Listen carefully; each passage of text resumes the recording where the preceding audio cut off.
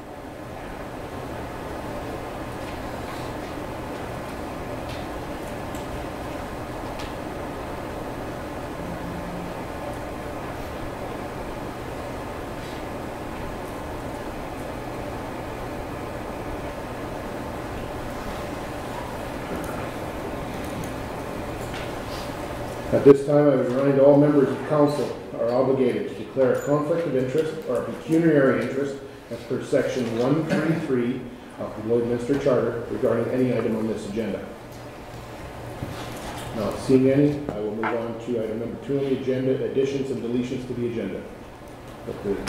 City Clerk. Thank you, Your Worship. At this time, we'd like to withdraw item,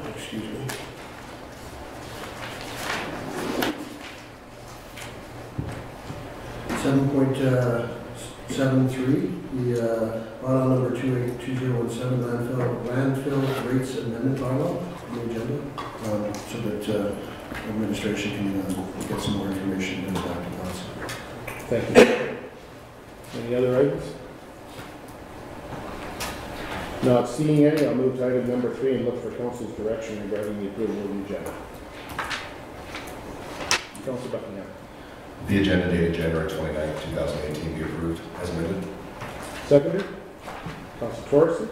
Any further discussion or debate? No. Not seeing any. All in favor? Opposed? Carried. Looking to council for item number 4 for direction, approval of minutes of the previous meeting. Council Buckingham. For the regular council minutes dated January 16, 2018 be approved. Seconded. Councilor Fagnan. Any questions or comments? Not seeing any. All in favor? Opposed? Moving to item number 5, business arising from the minutes. Not seeing any. I will move on to item number 6, 6.1, proclamations, Saskatchewan Aboriginal Storytelling Month. I'll ask those representatives from involved with this to please join me at the podium.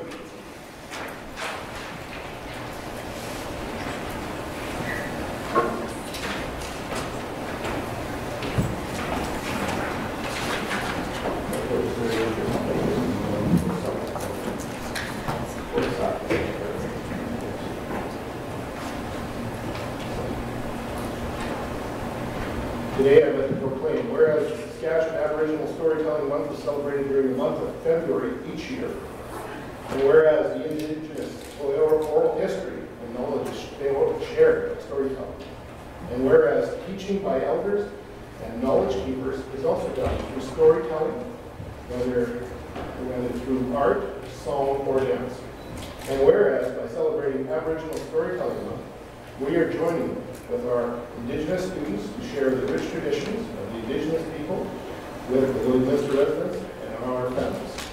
Be it resolved, on behalf of the City of Lloydminster, I, Gerald Ellis, do hereby proclaim February 2018 as Aboriginal Storytelling Month in the City of Lloydminster.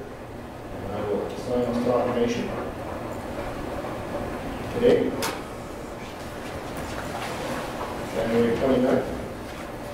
And before I turn the podium over, I just wanted to take a moment to acknowledge an opportunity. We had a smudging ceremony just before we started. I really acknowledge Elder Clarence Fiscal, who led that smudging ceremony. Certainly, as the mayor, I've had the opportunity to be involved more and more in truth and reconciliation discussions between Aboriginal and Indigenous people in their province and in our area, and in the city, and many different organizations. I'm sure you'll be hearing much more about that. Incredible, because as we've been to the storytelling that goes on from the Aboriginal families, the Indigenous nations. People share so much, and I've learned so much about the history in a very short time that wasn't taught in schools. And I'm looking forward to enhancing that knowledge as time goes on as we move forward from that perspective. I think there's several things that are going to go on this month that I'll let you folks share, so I'll turn it over to whoever you'd like to lead.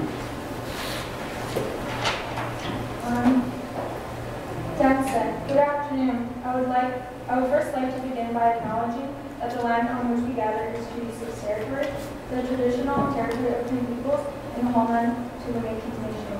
My name is Miko McAdam, and I am here on behalf of Lloydminster Public School Division.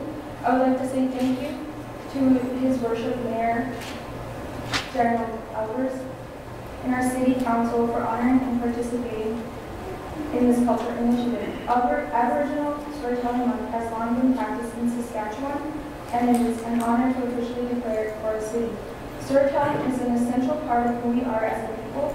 We tell stories to our children and each other as forms of education as well as entertainment. Stories have the power to heal the heart, mind, body, and spirit. They bring our communities and its members together in a shared understanding of the world and our place in it.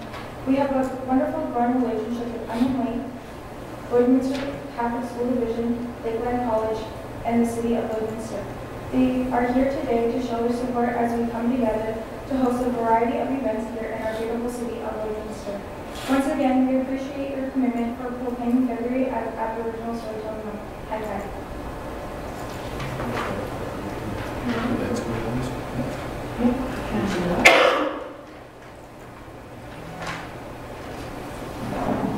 So hopefully you'll see a poster being sent around our community. There's a number of events coming up. The first one, besides this one today, is the blanket exercise.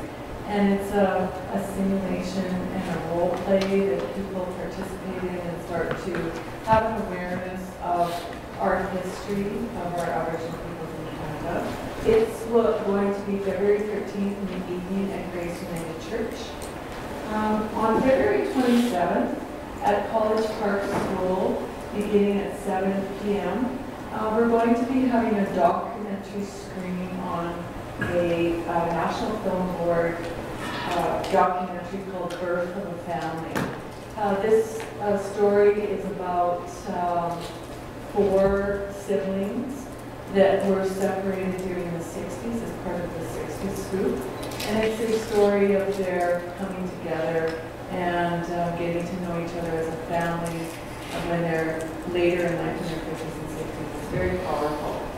As well, we have some campaigns going on in our schools, both in Lloydminster Public School Division as well as Lloydminster Catholic School Division, where we're asking people to create and decorate or put some words down that resonate with them about stories on a feather. That feather will become part of a large art installation or a dream catcher that will be unveiled on February 27th at the documentary. So if you want to find out more information, I work at Lloydminster Public School Division. You can give me a call there. My name is Shirley Road.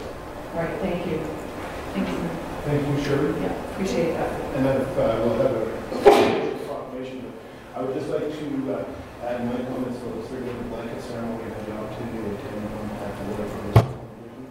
And I was a very moving experience, and I encourage anyone to be able to make it out that evening to get a much better understanding of things that we're not taught in our social studies or history courses.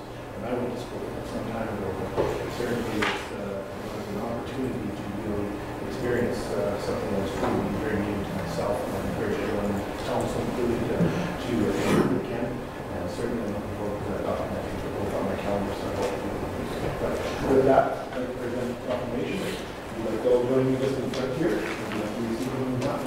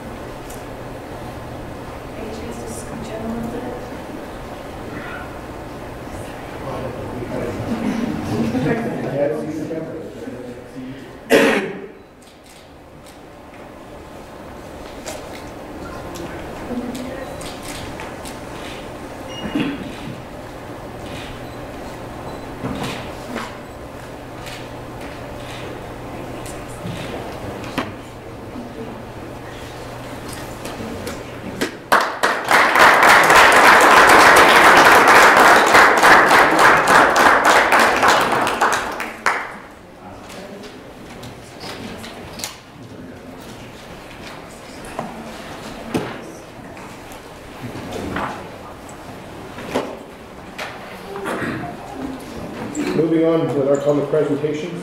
6.2 is the ATCO Gas presentation. I believe there's representatives of ATCO Gas. I'd like to welcome you forward.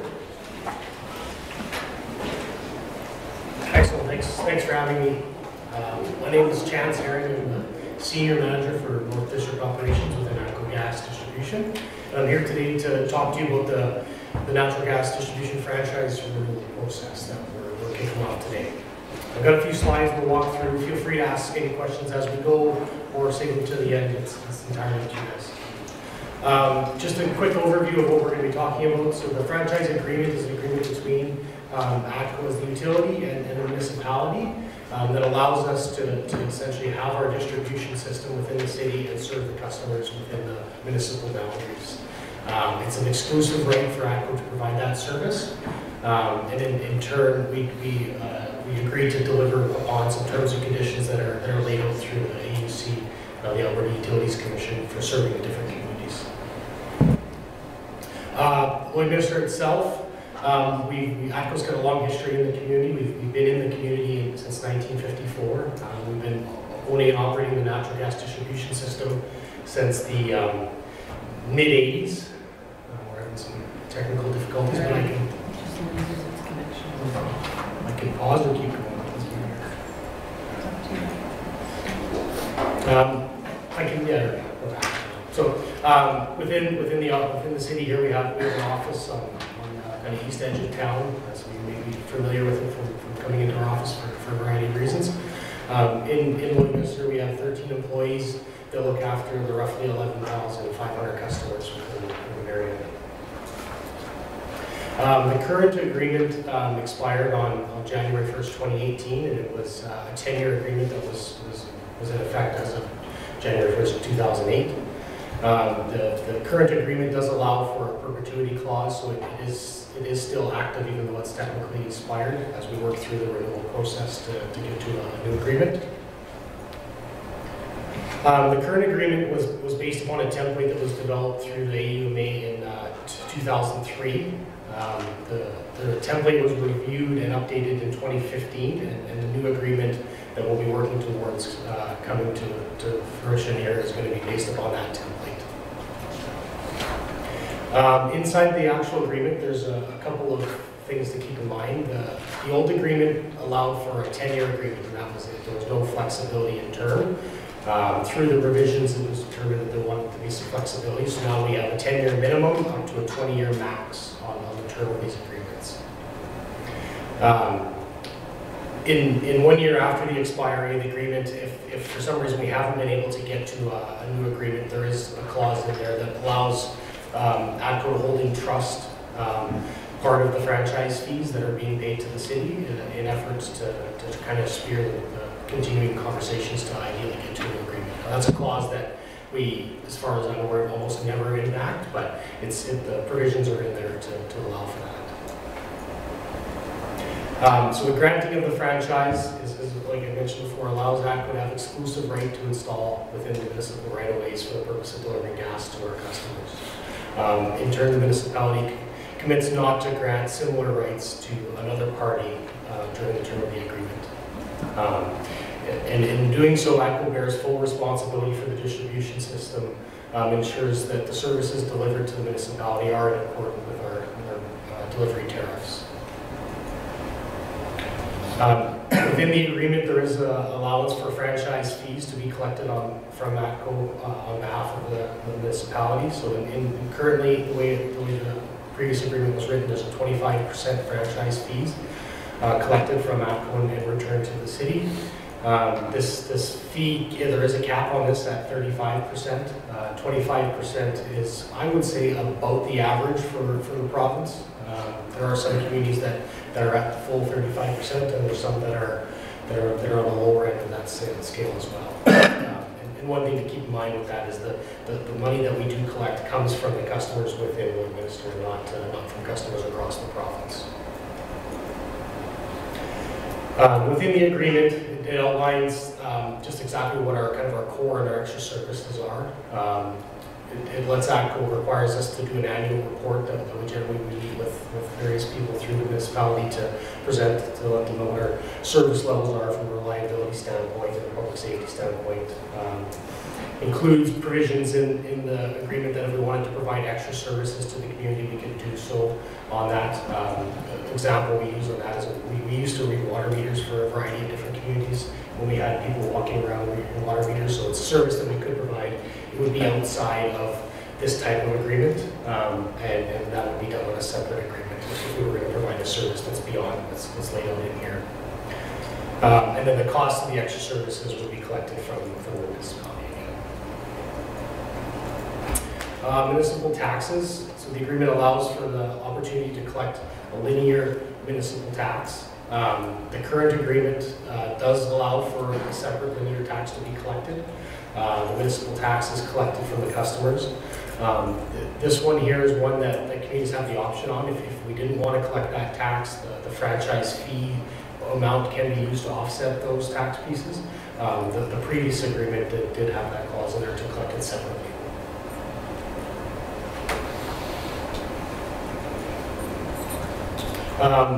In the agreement, there's a clause in there with regards to the sale of the natural gas system. It outlines that the municipality has the first right of refusal if ATCO was going to sell the natural gas distribution system. The one caveat to that is if we were going to sell, if ATCO was selling all of its distribution assets as a big part of a bigger sale, then the municipality wouldn't have first right on the Lloydminster piece. But if we were specifically just trying to sell the Lloydminster piece, then that part would be given to you guys as the first right of refusal to do that. The price is to be negotiated with any kind of unresolved issues going to the AUC for determination. The agreement has some provisions for plans, lays out that we'll basically supply the municipality for planning purposes and general business purposes, copies of our plans. We can do that electronically or by actual paper copies. And we also have a clause in there now that if we're doing any major projects, so any projects that are over $100,000 in value, we'll provide you plans as-built when those projects are completed. Also outlines that ATCO will cooperate with emergency services, so the fire departments. We offer a variety of training aspects and general gas safety aspects to the emergency services group on an ongoing as-need basis. And we're happy to do that when it comes up. With regards to the first right of refusal, and I probably touched on some of this here already, that if the sale does come as part of a bigger sale, then it doesn't come in. Or the other clause in there is that if there's an asset swap, so if for some reason ATCO is doing an asset swap with another utility, that wouldn't be considered as a transaction sale. It would be kind of a one-for-one example. If the municipality does exercise the right and buys the distribution system and then decides to sell it within 5 years, ATCO has the first right of refusal to purchase it back after that, within that window. Construction and maintenance of the actual system itself, that we plan to give notice for municipal approvals on all of our projects. It lays out the restoration requirements, the emergency repair notifications, requires that ATCO obtain approvals from other utilities, including getting obviously facility locates, and then the clause about the as-built for the major work piece. Cost of relocations. So within the agreement, the framework allows for ATCO to bear the full responsibility of relocations, provided that we're given 1 year's notice on any projects that are driven, and that there's a suitable alternative location.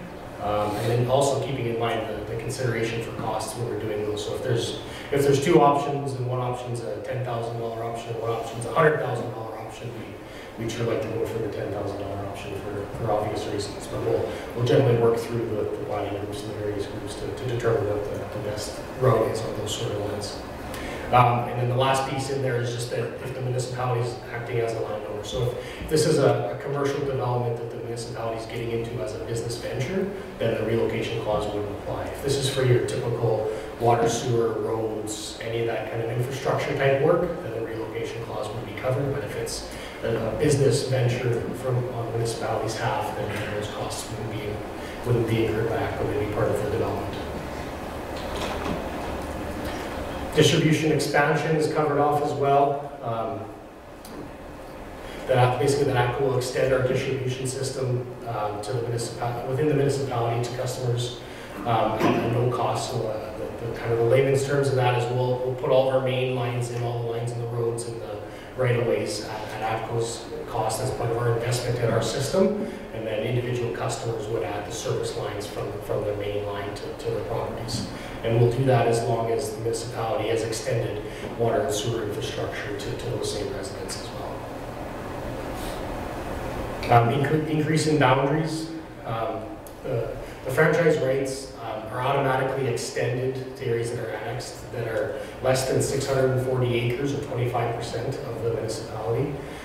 This is a clause that a lot of communities have taken and I would say adapted to meet their particular needs. Some people have taken this clause out of there altogether, or even worded it as such that any annexation of the municipality will be covered within the ATCO franchise area. There's some safety advantages to having one utility. We've got some areas that there's bordering utilities, and it, in some cases, can create a fair bit of confusion when incidents come up and customers and homeowners aren't sure who they should be calling to get repairs done or to have incidents investigated. So from our standpoint, we're happy to continue to grow at whatever pace the city's growing at, and having a clause in there to limit that doesn't. We would definitely prefer to have a generic clause in there that allows for as much growth as the city's going to have. The next part in here is just the joint use municipal right-of-ways. Allows that ATCO will work to make sure that we don't interfere with others' uses, so we'll manage the use of the right-of-ways accordingly. We'll work and try to have as much four-party or joint trench agreements in place to have the impact on the development as reasonable as possible. And just to kind of wrap up, for some who maybe don't know as much about ATCO has been around since 1912. We've been providing safe, reliable natural gas service throughout the province. Currently today in Alberta, we're the largest natural gas distributor in the province. We've got just over 1.1 million customers, and we serve roughly 300 communities. We've got a large piece of what we do is a commitment to safety. We respond to emergencies 24/7. We respond daily to service calls to customers' homes, from meter installations to appliance inspections and safety checks, repairing natural gas lines. And then we've got a lot of very comprehensive, proactive, ongoing maintenance programs that allow us to make sure that our system is functioning in a safe manner for the public. And that's all I've got for you today. I'm happy to take any questions you might have. Any questions, Councilor Baker? Just one thing, and this is about private property service lines. You stated in there that you locate them, but you don't deal with the depth. Now, I realize that a lot of land that's developed isn't that finished grade when you put your lines in. And I think that's causing not just Lloydminster, but many municipalities problems, because the lines aren't as deep. And under the code, I don't know if you have to be a meter deep or what your rules are, but do you survey the locations in?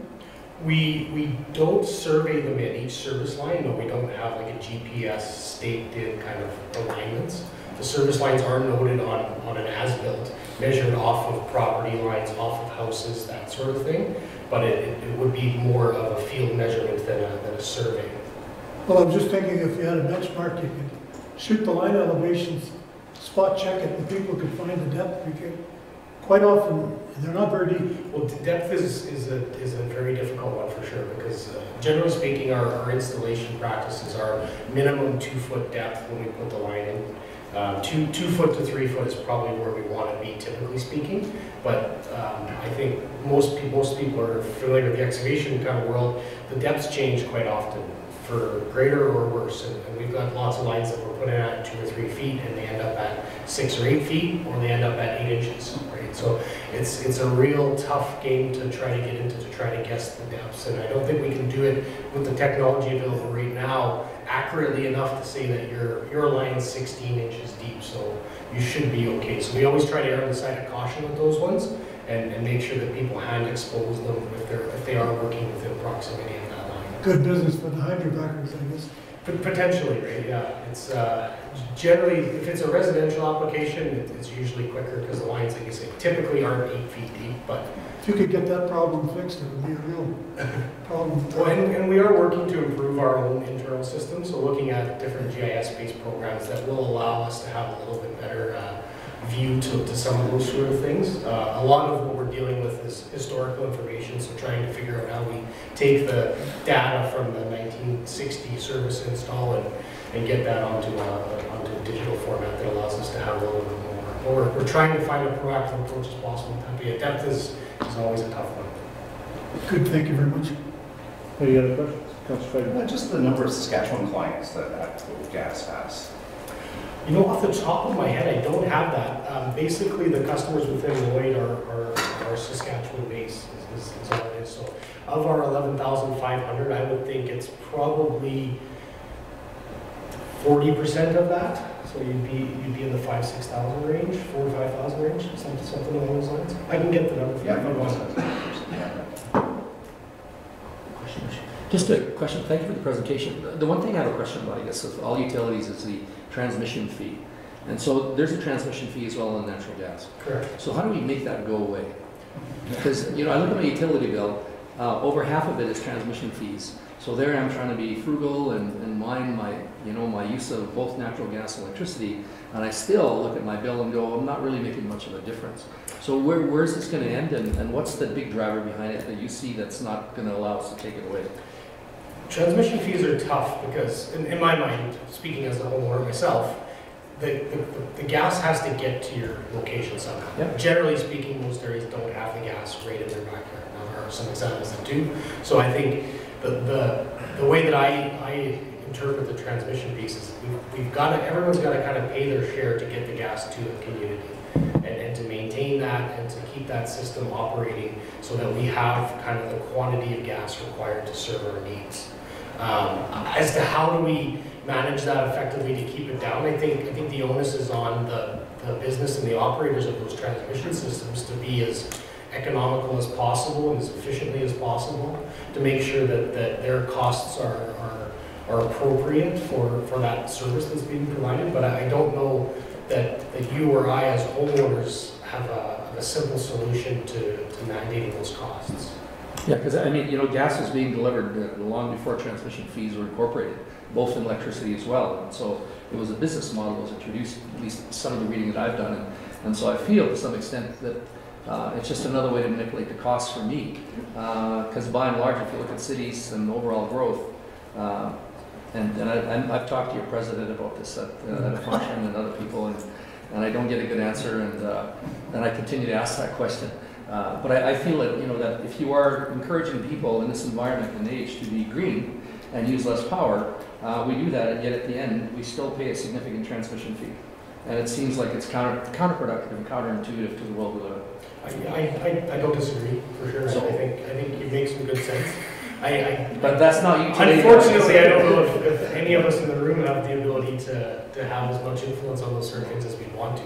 But no, I think you bring up valid points. So who would we talk to in ATCO about that? Well, it's really more of a utilities commission question, because they're the ones that lay out the framework for the business model. And like you say, there was a model previously that's probably different than what we have today.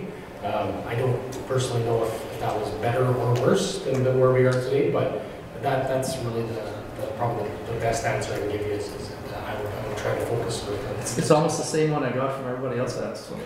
I guess you guys are all reading from the same book. Thank you. Any other questions? Well, thank you very much, Chance, Chris, for the presentation, for being in attendance today, and thank you for bringing this information forward. Certainly, administration will be in contact, and at the end of the day, will come back to us for council to negotiate that agreement, or finish off the negotiations of that agreement by either executing it or halving our fees. So I think that we'll be able to work something out that's saving for everybody. Thank you for your time. Thank you. Moving on to the agenda, item number 7 is new business, and I'll just go through these quick because I don't see anything, but 7.1, City Manager's Office, 7.2, City Clerk, 7.3, it's Chief Financial Officer, so the City Manager. Good afternoon, Mayor and Council. Scott Purdy from the Finance Department will be discussing the first item. Welcome, Scott. Good afternoon, Worship and Council. The subject matter of this request for decision is to open an investment account with ATB Financial.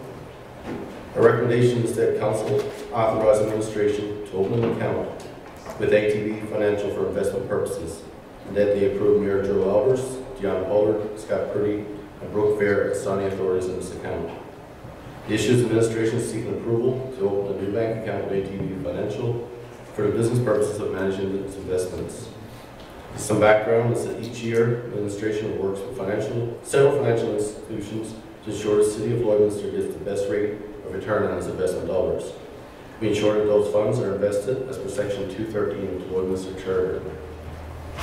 We have some options here today is that Council authorize administration to open the account with ATB Financial for investment purposes, and that they approve Mayor Joe Albers, Dion Pollard, Scott Purdy, and Brooke Fair as signing authorities in this account. This will allow the administration to obtain the best investment rates. Second option is that Council not authorize administration to open an account with ATB Financial. Not allowing administration to open an account with other financial institutions will limit the ability of administration to go to the marketplace and obtain the best investment rates the market will allow. The third option is that Council requests administration bring back more information. Requesting further information will risk market fluctuations and may not result in administration being obtaining the best rates. Government implications is administration of following terms set out in the Lloydminster Charter for investment city funds. Council can instruct administration to draft a policy for investment city funds. And budget implications is working with several financial institutions will allow us to get the most competitive rate of return on city funds. In doing so, this will add revenue to the city coffers. Back to you if there's any questions. Thank you, Scott. City Council, any questions? Councillor Torres. Thank you, Your Worship. I was just curious on this. It's strictly for the investments. This isn't for the operating account at all? That's correct. It's just for investment purposes. Okay. I was trying to go through old agenda reports, and I couldn't seem to recall if it was while we were on council or if it was one I had read from before. But when we were opening our new operating account, because I believe we went from one bank to another, we had to go through a tendering RFP type process. I just wasn't sure if we were able to do this without the same process, given that we had to do that for our operating accounts. Why would we not have to do that for our investments? Thank you, Your Worship, to Council Tourism. What we do is we actually get a request for quotes for investments. So I usually get 5 different financial institutions, and the best rate that comes back is the one we usually invest with. We have our investments are laddered, so they're become mature at different times, so we have to do each one individually. Does that answer your question, Tom? Yeah, more or less. Because if this is laddered investments, then we're not even talking about all of the investments. We're just talking about which ones are coming for renewal this year. And then you went out for a quote, you got the one with the best rates, and then assuming lowest fees as well. Yes, that's correct. And in this case, the one that was highest, we don't have a current account with, so we have to get council to approve an account so we can invest the dollars. That's the direction that they're looking at. Any other questions? So, yeah, just a question, I think, Scott. So this requires a motion only because it's a new banking facility, or because I don't remember us doing this last year? Yeah, thank you, Your Worship, through the Council Commissioner. That's correct. Because we don't have an account, we need a motion of council to open an account. All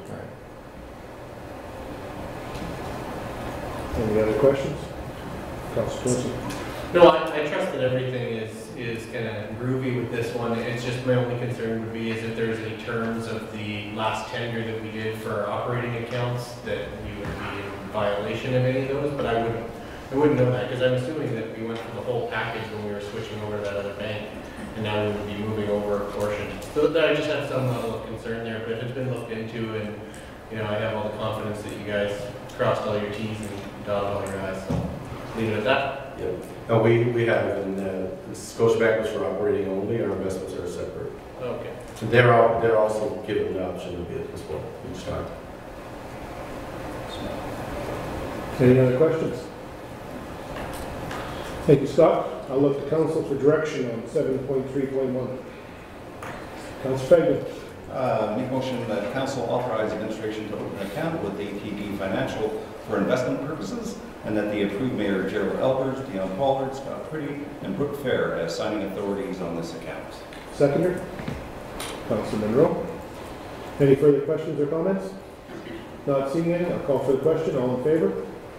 Opposed? Carried. Moving on to 7.4, Community Development Services. I'll look to City Manager, Community Social Needs Assessment. Good afternoon, Council, Your Worship.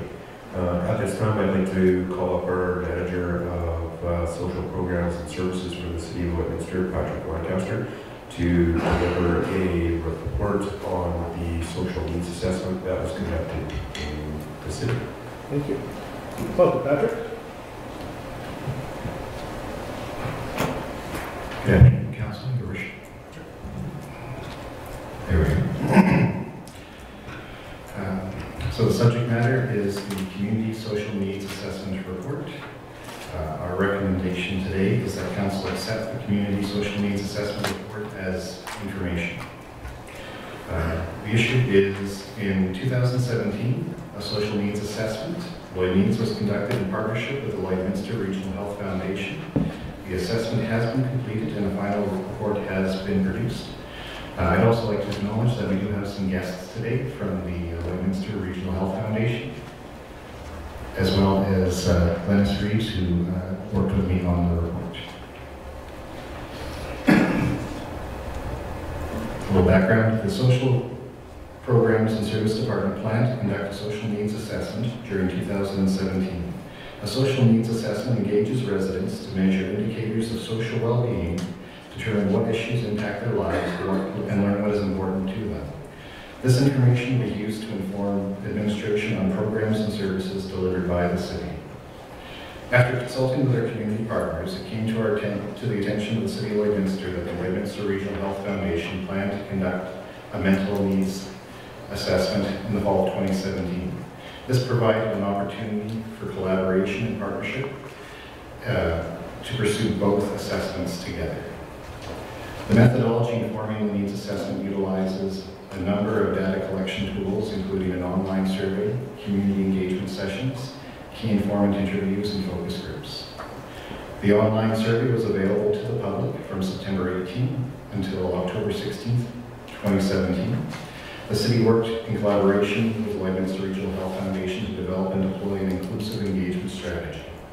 Elements of this strategy included a series of short videos, advertisements via newspaper, radio, billboards, handouts, and benches, large public signage, posting on the City of Lloydminster website, internal and external newsletters, social media posts and paid pushes, iPad survey stations that were provided to the Interval Store, Lloydminster Native Friendship Center, City Hall, Lloydminster RCMP Station, Midwest Family Connections, and Catholic Social Services. Site visits were conducted at the Lloydminster Men's Shelter, the Olive Tree, Lakeland College, Legacy Center, Second Cup, Civic Center Auditorium, and the Lloyd Mall. Paper copies of the survey were provided upon request and distributed to Catholic Social Services, Pioneer Lodge, and Halls Home. And work with partner agencies to share the survey with their clients, staff, and volunteers was undertook. In total, 2,168 surveys were completed. The raw data from the survey went through an initial analysis process, then community engagement sessions were held with youth, members of the public, and service providers. This data was then compiled into a report that was jointly written by staff from the City of Lloydminster and consultants contracted by the Lloydminster Regional Health Foundation. The objective is to share the Community Social Needs Assessment Report with Council and the community.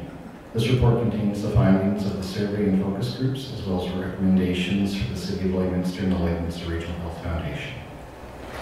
I would like to take this opportunity to thank the Lloydminster Regional Health Foundation for their collaboration on this project.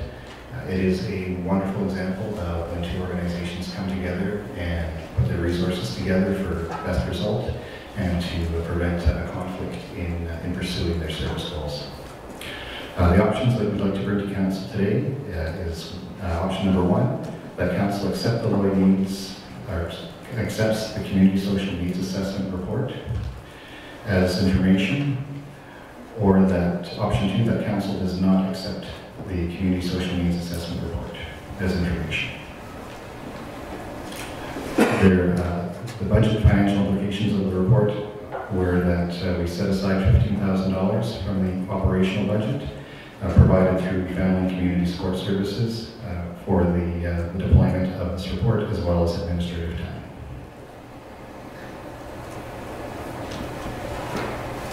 Thank you very much, Patrick. Questions, comments, Council? Council Baker. Thank you, Richard. First of all, a good presentation at the Health Foundation the other day. And combined meeting, it was a great presentation. I had an opportunity to read the report 2 or 3 times, and I'm certainly in favor of it. I think there's several pieces to this report, and it's going to take a while, because it's not just one item that you're going to deal with. There's many, many items to deal with. What I wanted to know was, is this a regional survey or is this a city survey? Thank you, Your Worship, through to Councillor Baker. The Community Social Needs Assessment Survey was conducted primarily with Lloydminster residents targeted. We did have a measure within the report to gather information if respondents were from outside city limits, but participation was limited from the surrounding area. But our primary goal was to target Lloydminster residents within the city. Thanks. Councillor Torres. Thank you, Your Worship.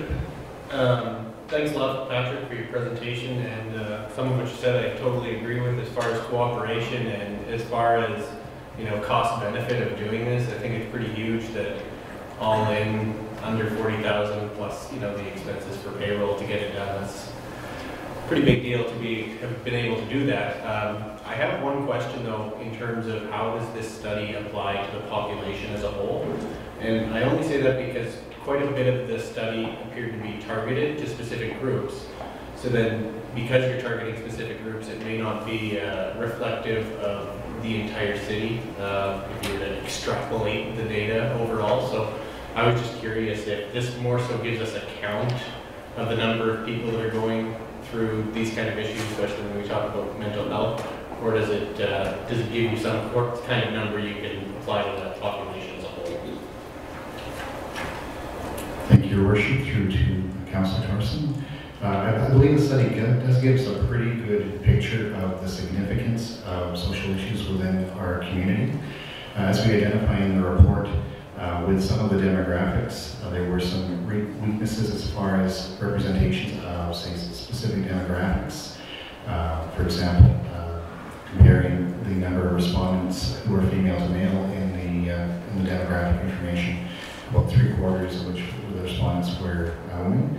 By drilling back into the numbers from those demographics, we found that they didn't have significant impacts on the numbers as they were being presented to us. I think what the survey does give us is a good starting point for looking at what kind of issues are showing up in the community. I don't know if it would be a direct correlation with applying to the community as a whole, but in those that responded to the survey, I think it definitely paints a picture of significant numbers that have applied to specific issues and indicated that there was an issue there. Perfect, thank you very much. Yeah, that's kind of more what I gathered, is that it gives you a good count of the number of people who are dealing with this, and there's probably even more that didn't respond to the survey. So even if it doesn't apply to the population as a whole, it's still meaningful, the information that's presented. Thank you. I'll take Councillor Fagin next. Yeah, I was very pleased on the collaboration, and I think it's a good example for many other nonprofits and other organizations on the duplication side of things, and to work together instead of staying in silos. So, job well done on that. I thought the information was very interesting and thorough, and you certainly did your best job as you could to get out to as many people. I mean, you really did a blitz on getting that information out for people to fill out the survey. The interesting thing I found was on Friday when we had Alberta Health Services as well as Saskatchewan Health at that district, the meeting the other day when we were just being released, and they were talking about the beds being utilized perhaps with the Fort, and I hope that you guys follow up and pursue that, and maybe something can be done in that area, that mental health can be extended to other facilities within the community. So, job well done. I know that everybody worked hard on it, and thank you. Councilor Buckton, I believe. Thank you, Your Worship. Thank you, Madam. The collaboration was good. These are good things to see. It's efficient. Everybody said that. I agree with it. The part that sometimes happens when this stuff happens, we've got the survey, we've got the information, then what? You know, we've had this discussion, and there's certain things, lots of people never have read the report, haven't been able to see it, and of course it's going to be out now, and everybody can do that. What are the next steps? What do we see as the next key things that are going to move forward out of this? Because we've got it. What are we doing with it?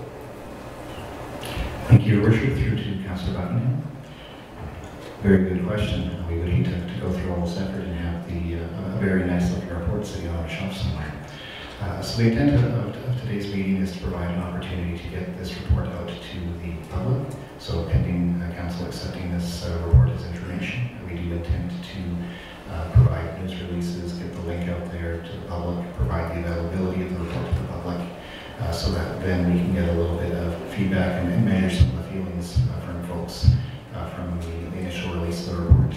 It is then our intent to come back to Council at a later date with recommendations for action based on this report. Going into this report was an opportunity for our department to try to get a measure on and a measure of focus on how to deploy some of our services and start to build a department plan. We have great intentions, and we've got some great support from the provincial government for FCSS, but the scope of those grants that we receive isn't very narrow, and the needs are many, and we definitely needed a way to start targeting our responses and building a plan, which we would like to bring to you in the future, and hopefully get your approval. And the collaboration that's been utilized thus far continues through that process, I will assume? We most certainly want to work with our community partners to get them. So, apologies. Thank you, Your Worship, Councillor Buckingham. We do wish to continue working with our community partners, as every action we take is best supported when working with the community. Yeah, I wasn't able to stay for the entire presentation the other day, but I felt that the gathering, if you want to call it that way, everybody, and the effort that was put into it by everybody is certainly very evident. So, great job so far, and keep it up. Yes, Patrick. A couple things. One, pardon me, I think the number of people that you were able to get to participate, gives it a statistical significance, so that it can't be just dismissed as a group of people that, and then you can't overgeneralize and that sort of thing. So I guess that's a really important piece, is that this does present and represent a significant voice from our community that needs to be listened to, because it's statistically enough for us to make some decisions around and gather some information. Secondly, I think the other part around the messaging around how do we work differently. And I know certainly some of the visits and with the agencies, many are stuck because of the rules around funding. And I think Lloydminster has been perhaps a bit of a leader in saying, well, let's change the rules. We live in this bi-provincial environment where, I think we've often been prepared to challenge the rules because we have a charter and perhaps there's ways of doing things differently. And I think this may be one of those occasions where we're bound by some of these rules around who can attend, who cannot attend, and who does what. This may be an opportunity for us to think sort of outside the box to create something different, because we have the opportunity with the charter. That's a suggestion. Who knows where it goes, and if there are ways to make it work for us, why not? Thirdly, I guess when I look at Appendix 6 and these results, public transit and crime, number one, and one question, the next one is crime and public transit, and then the last one, crime, substance abuse, and public transportation. And so I'm not sure quite you know, one of the questions are these issues you feel are important that were not listed above, crime and public transit. What do you feel is the most significant social issue in our community? Crime, substance abuse, public transportation. And I know that we spent a bit of time, certainly through the campaign, talking about public transportation. And I know it's cash-wise, it's a loss to the city. And at this point in time where we're at financially, it's a tough place to initiate that discussion.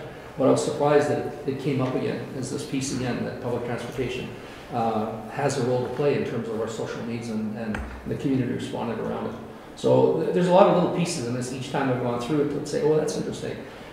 So we tend to think of perhaps some of the social needs that you deal with directly as the number one priority or the higher priorities, but there are a number of other pieces that are embedded in it. What I'd also be interested in finding out is what people have considered as the prime assets within the community. So we have the Hub, which really is a multi-agency group that works towards dealing with people that are on the verge of being apprehended or entering into behavior that's illegal or whatnot or life-threatening. And the other question would be, so what are those other assets we have? I mean, we have you and the agency you work with and the dollars that go out, but in that communication process, I think identifying those assets and the benefits and the supports they provide is another piece around that. I mean, the Health Foundation that raised funds and committed to mental health. There are all those pieces, I think, that people that are new to this community, we do have a fair bit of transiency in and out. Coming in, I think if we want people to be long-term residents and belong, which was the other piece in here, somehow that piece needs to be communicated. I don't know whose strategy that is. And the last thing I guess I would say is the next step. And I think all of us need to look at this report and say, what is our role? And that goes to each agency, that goes to council, it goes to all the other agencies that you have in the community, the social groups, the Rotary, the Chamber. Everybody has to look at this in a way and say, how do I best contribute? How do I best see myself in the solutions here? Because this is a multi-agency, a multi-perspective problem that has developed. It hasn't developed on its own. We all have a part to play. So I'm not sure how you can do all that, but I'm pretty certain you're the guy. So. Comments or questions on that to the list already submitted? Thank you very much, Patrick. I know you certainly made a huge commitment yourself. You followed City Council around as we went from coffee house to coffee house and engaged people there that were there to see us and that weren't there to see us. So it was greatly appreciated. Your commitment to this was incredible. I'd like to thank the representatives from the Health Foundation for being here today for the meeting and this information. Your partnership is critical to the community as well, and we appreciate the support we receive from them to make this happen. This is, it was stated before. If we don't work together, we're going to bang our heads against the wall and we're going to spend a lot of money that's going to be not applied properly. And I think this is a perfect example where cooperation between inter-agencies, I'll use that terminology, I think it worked very well. So thank you very much, Patrick. Councilor Baker. Just to follow up to what's been said, Worship. When I started out, I said it was a big puzzle. I think we've had surveys similar, I wouldn't say as comprehensive, over the years in the city, one way or the other. And I think what's important is somebody heads up and says, you guys, you go and get that done, that little piece. And it might take 5 years to do it. Maybe you won't get it all done. But if you get half this done in the next 5 years, you've done something. And there's a whole bunch of ideas here. Can we meet them all? We accept this report today. I'm prepared to make the motion to accept it from the city's point. Can we meet all these goals without knowing all the details? Don't know. But based on that, it's just taking a little piece at a time, and whatever agency can lead that particular part of the discussion and formulate their business plan or whatever you call it, then that's where we should go. But I don't think we should go out here today thinking we're going to do all this in a year, because it's a pretty big, reading it looks pretty awful big to me. So. Absolutely. Point well taken, Councilor. So if you'd like to make that motion. Yes, the council accept the Lloyd's Needs Assessment Report as information. Seconded. Councilor Monroe. Any further discussion or comments? Not seeing any, I'll ask the question. All in favor? Opposed? Carried. Thank you very much, Patrick.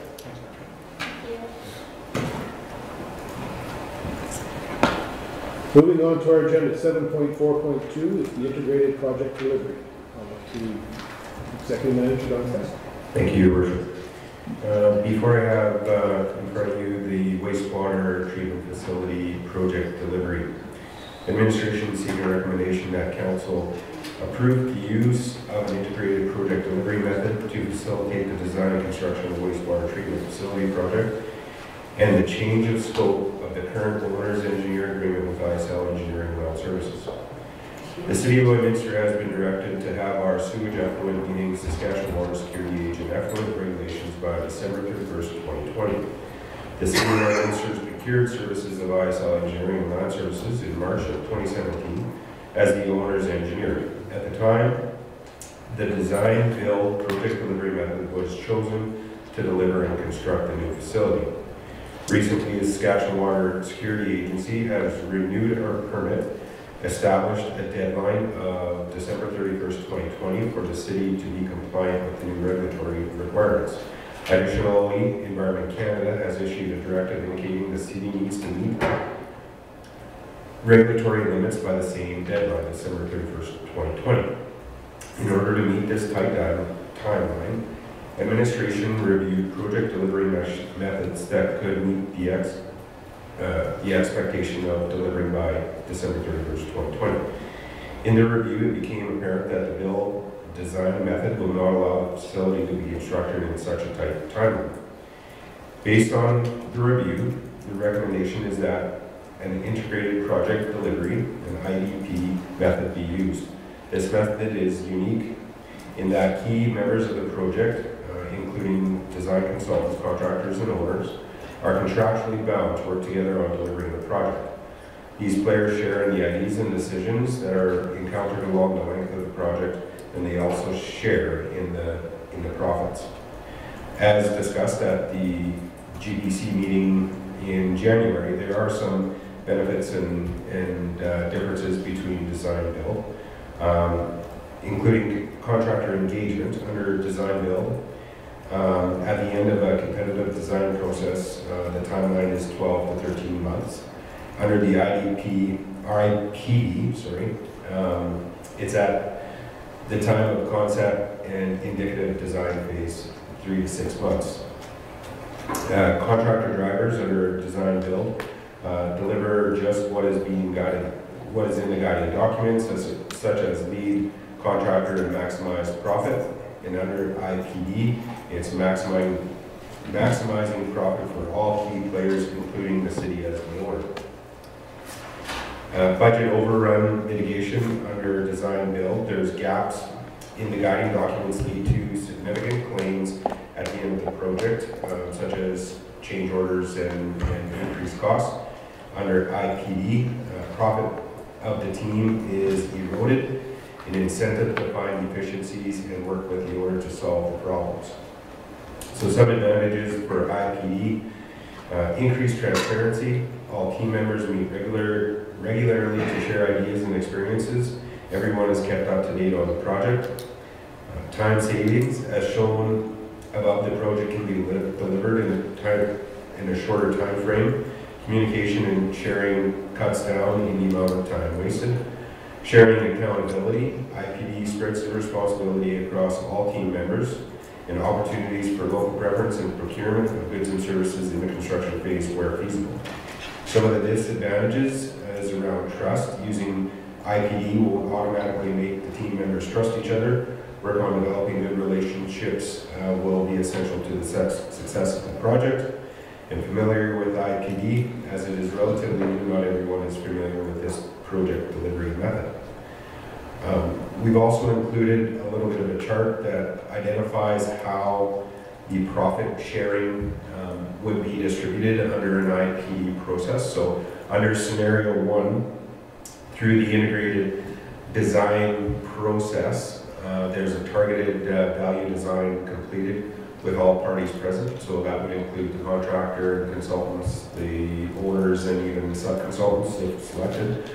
The estimate would, in these scenarios, the estimated cost of the project was 70 million, with a profit of 7 million included in that scenario.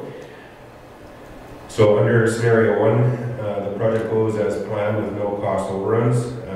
The cost of the facility would be $70 million. The profit shared by all parties contractually bound through the IDP process would share the $7 million profit. Under scenario 2, cost of the work is higher than expected. As you can see, the profit margin shrunk from $7 million to $5 million, and that $5 million would be then shared among all contractually bound participants in the program. Under scenario 3, efficiencies and improvements developed and profits are shared. So in this case, the construction cost was reduced down to $66 million, which increased the profit for the IPD team to $9 million. And under scenario 4, the project had significant overrun. The estimated cost of $70 million came in at $79 million. All profit is eroded at that point. The participants in the contract, the IPD contract, no longer have any profit available, and the city is responsible for any overrun above the profit margin. There's several steps to be completed prior to approval and acceptance of an IPD agreement. They include, number 1, establishing the IPD foundation for the project. 2, inform and educate the city on how to move forward. Number 3, work with the city to procure the remaining team members of the IPD using a qualification-based selection process. Number 4, conduct the necessary work and assist the city until commencement of the approval of an IPD agreement and commencement of a target value design.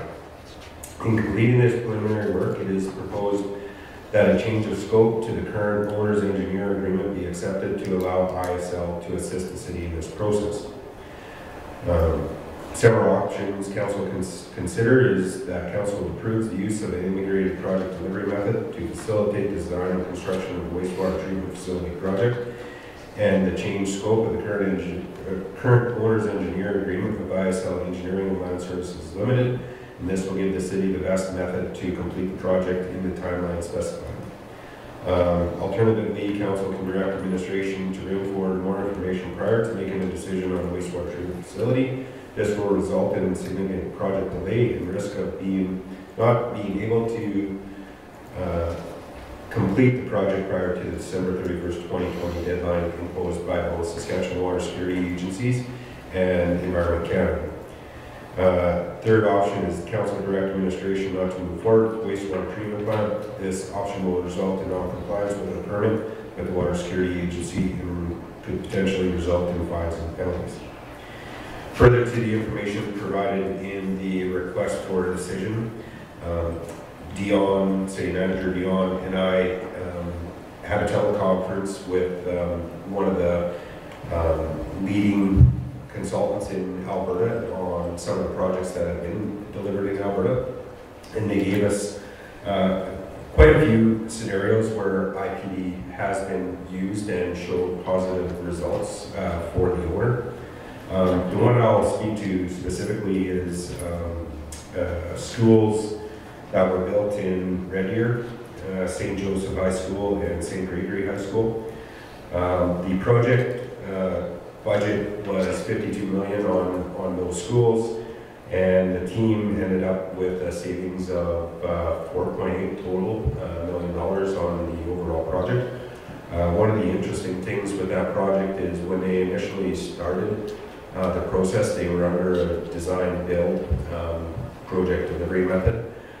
They soon realized that there was some significant time constraints in that project.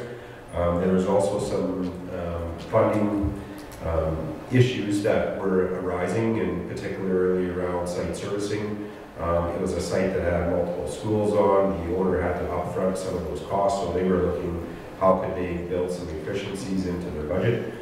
So they entered into an agreement with an engineering firm or a consulting firm to deliver the IPD process, and essentially that project was very successful.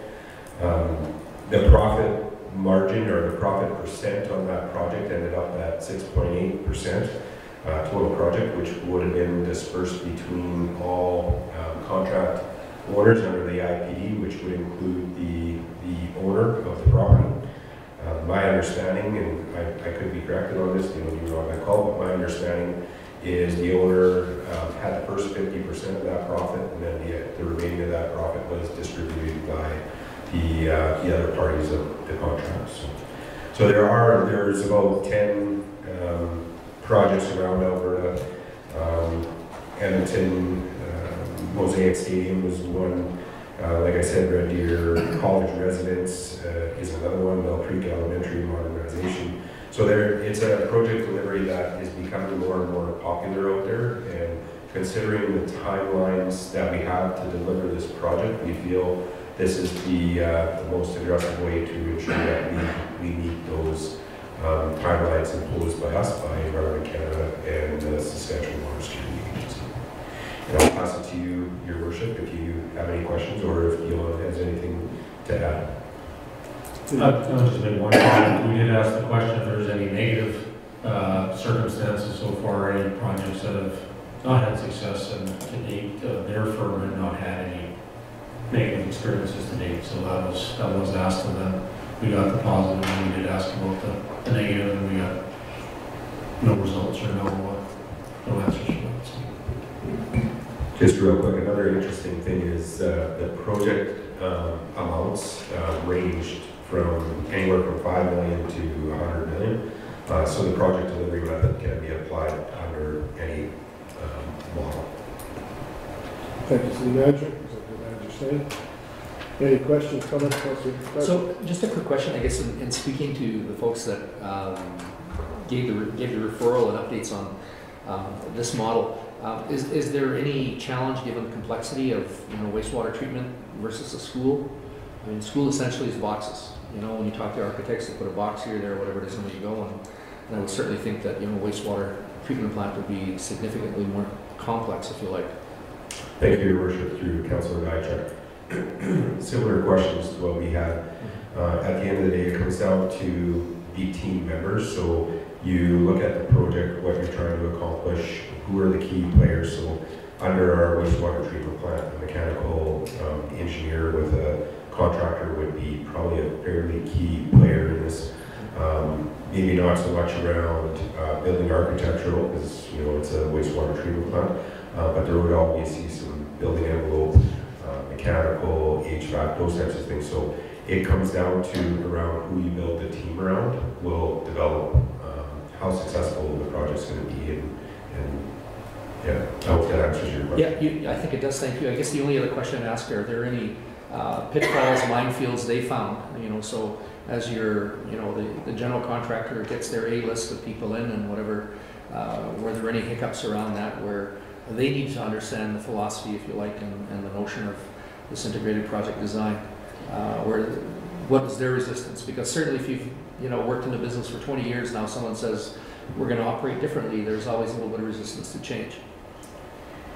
Yeah, another great question from Councilor Diachuk, and the company we had talked to who had delivered this on many occasions and delivered it successfully was fairly optimistic that it would work for the application we're looking to put it under.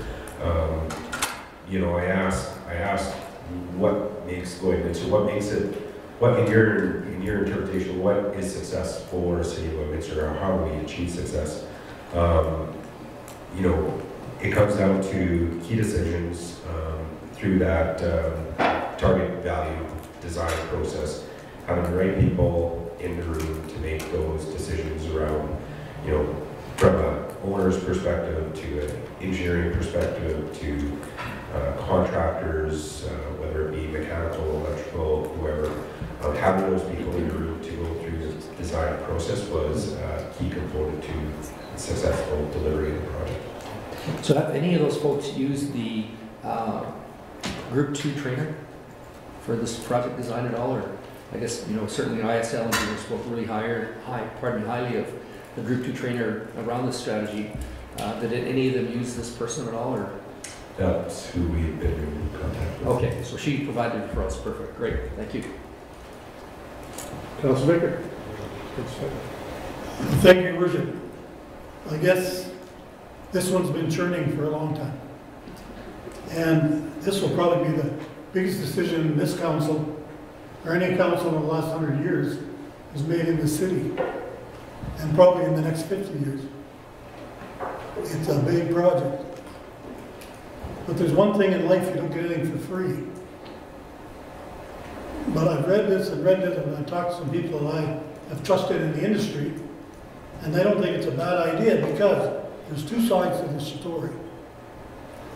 The important thing is a general contractor is going to take the drawings, and he's got to protect himself because he's taking all the risk. So his margin is going to be, and trust me, when you're getting into complicated projects, we could name a few around here that have gone off the rails big time. So if he has some protection within the system, he can work for less money because he isn't taking all the risk. And I think that's a really key thing. The bottom line at the end of the day, if the IDP committee does what they're supposed to do, you'll buy a project at cost, plus the regional markup, plus the regional management fee for all the trades in the management. Is there a perfect system? You take these big industrial plants, and I think that Mr. Hall will just leave here. He used to run the upgrader. You try and design these big projects, I've talked to him about it, and get every nut and bolt and bump and screw that goes into those things. It's not an easy job. And I think this project, if we get the right management people, and that's the key, we've got to be very, very diligent that we get the right people.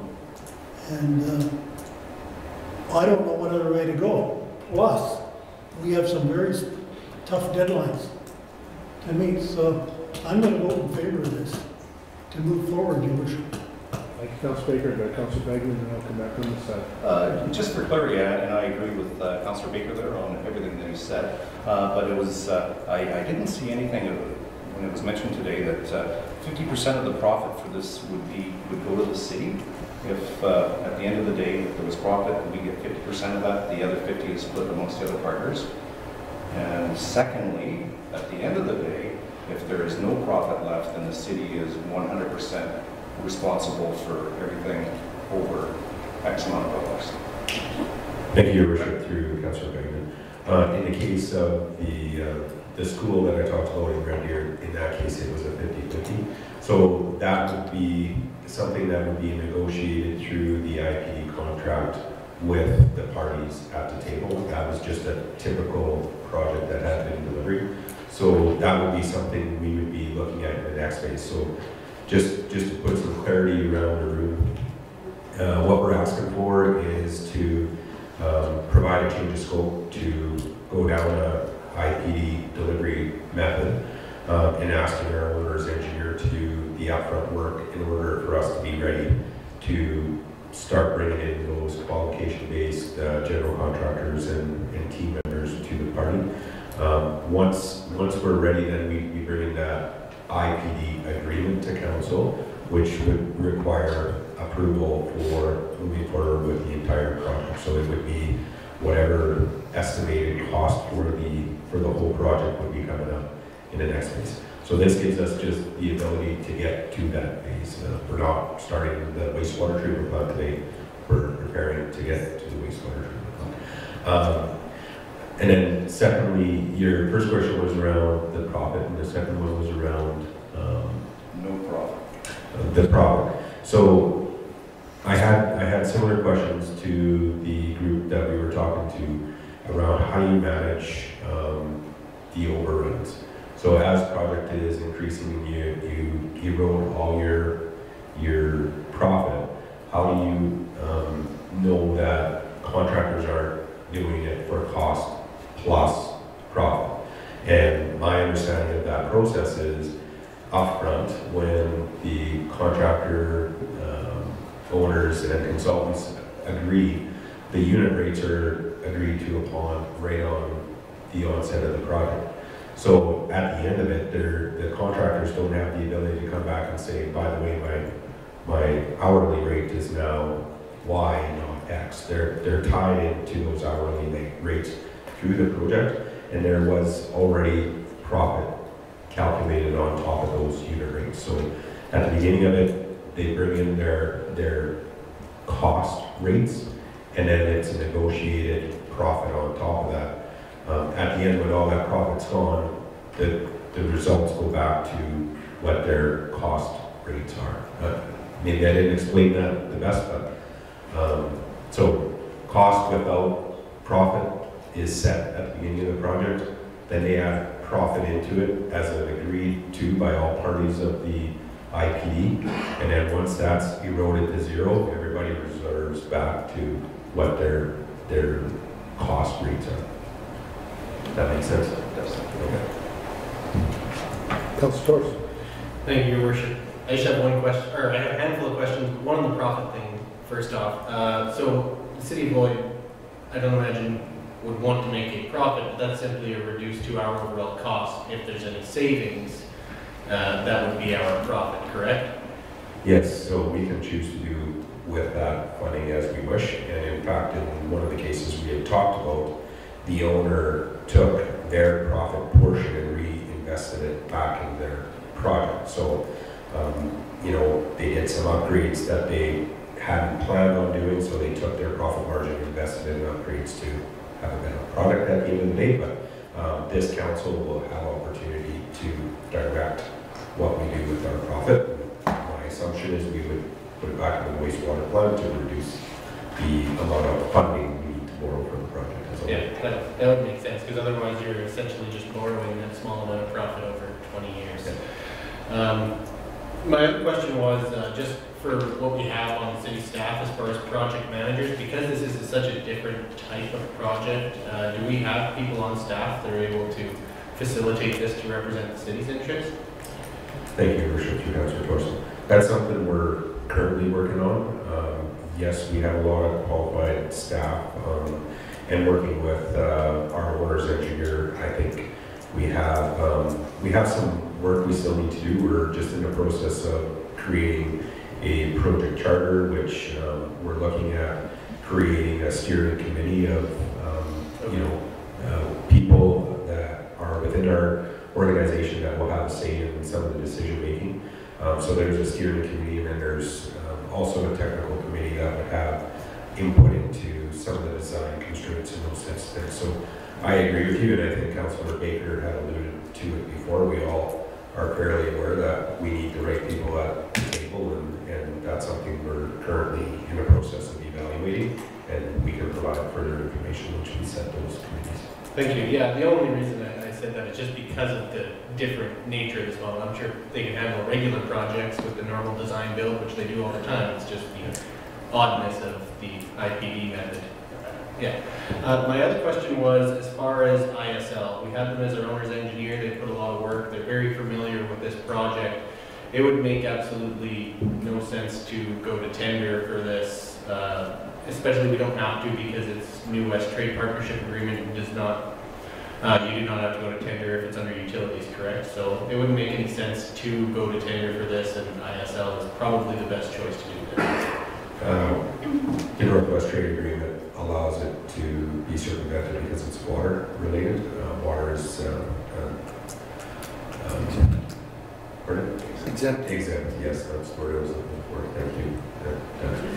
Is exempt from the Northwest Trade Agreement. So, in saying that, ISL has 5+ years of work into this project. It wouldn't be in the city's best interest, nor would it be fiscally responsible to start that process over again. Under the owner's engineer, the contract that was awarded back in March 2017 was around 490, I could be corrected on the number, but 490,000. They have expended some of that since that contract was approved, but even with the money that has been expended to date, plus what it's going to take to get us to an IPD contract, we'll still be significantly under budget of what was approved back in March of 17. Well, thank you, Executive Manager Stang. You guys did answer all the questions and provided all the information from the GPC meeting I was looking for, so I don't see any reason why we can't get moving on this. Councilor Buckingham, I believe you're next. Thank you, Worship. Just because I almost think this way, and I realize that we can't have localized protectionist type policies. I wonder if the question was asked through this process is versus the owner's engineer and the IPD method. Is it a benefit or a detriment for the ability for local contractors, local people to actually bid on these projects? Is there any differential noted there between those things? Or the control piece of that when you've got somebody that's going to general this? Thank you, Your Worship, through Councillor Buckingham. That is another great question, and we did ask that through the process. The question was around how do our local contractors have the ability to bid? Because look, let's not kid ourselves. What we're entering into here is one of the largest capital projects the City of Lloydminster has ever undertaken. It's going to be complex, and the general contractor will need to have significant experience in building this type of infrastructure. So I'm not sure, I could be corrected, but I'm not sure there's a prime consultant or a prime contractor in town that could take on that. So whether you're under a design build process and that subcontractor is bidding out to the local to submit prices to them for them to upcharge, on the project, the IPD process allows local contractors to work with, say, a mechanical, for example. It allows our local contractors here to work with a mechanical engineer to submit to that prime contractor package to be included in the IEP agreement. So actually, local contractors could potentially be included in that IEP process. That's my understanding of it. Dion was in on that call as well. So there is, I wouldn't say there's an advantage to either way. If anything, this is probably a bigger advantage because they actually have some opportunity to share in profit if they're included in the IEP key stakeholder team. Yeah, I'm not saying that. What I am saying, as long as they have a chance to have this stuff, we may have the perfect general in the city. We may have 17 sub-trades that are perfect for the project. As long as they have an opportunity to bid on this stuff and they are not just discarded, versus somebody who's coming in from out of town to do the general and wants to use all of his own generals from everywhere, subs from everywhere else. My only concern in it was that we had the opportunity for our local people to have a chunk of making this piece of history. Yeah. And I think part of the process too is through this, as we get to that agreement, that we have a better understanding of what that looks like. And I know from an administration perspective, we've talked about it in-house, is we want to make sure that our local contractors are included in this process, and we feel they should be. You look at concrete supply and electrical and those types of things, there's no reason our prime contractor on site wouldn't be using local to provide a lot of those services. But those things will be determined and have an issue, or will be determined and resolved through the IEP agreement. Councillor. Thank you, Worship. To follow up on Councillor Buckingham's question, I've already had two contractors in the city ask me about this plan. And I believe they can handle their trade very easily because they go to Edmonton and do it. And don't fool yourself, some of these local contractors are pretty astute people and they know what they're doing. And they have contacts elsewhere and large buildings. I'll give you an example, if I may, the Energy Center at the Lakeland College. The hard part of that building, and I was happened to be around Lakeland College when it was built, was not the building, it was all the stuff that goes inside of it, the mechanical stuff. That's what, if you haven't had the tour, you should do it, and you'll understand. Whether anybody could handle mechanical in there, that's another story. But a lot of those trades, I mean, you're breaking it down. You get concrete, structural steel, that kind of stuff, painting, drywall, electrical, those kinds of things. I think there's all kinds of opportunities. And like I say, there's two of them already talking to me about it. Well, I think that from my experience, councillors and administration, I think that it is going to be well received in the community, because in the day and age when dollars are limited and costs are being looked at, and in this case it's pretty clear up front what we've got to work with and where we're going to need to be within. I think that a general contractor and ISL engineering would be saying, where can we find cost savings? That's the entire intention of this program. I think this is what's so different from conventional construction, where you put yourself out, as you said, Councillor Baker, you bid, you know you're going to leave a little bit of margin, and anyone that's been in that position knows that when you bid, that's the bottom line. Then the extras, and Councillor Fagin mentioned that, we do always stand the opportunity that we could have a cost overrun. We're going to, with this process that's being proposed, I think it's given us the best shot to control cost overruns to as low as down to zero.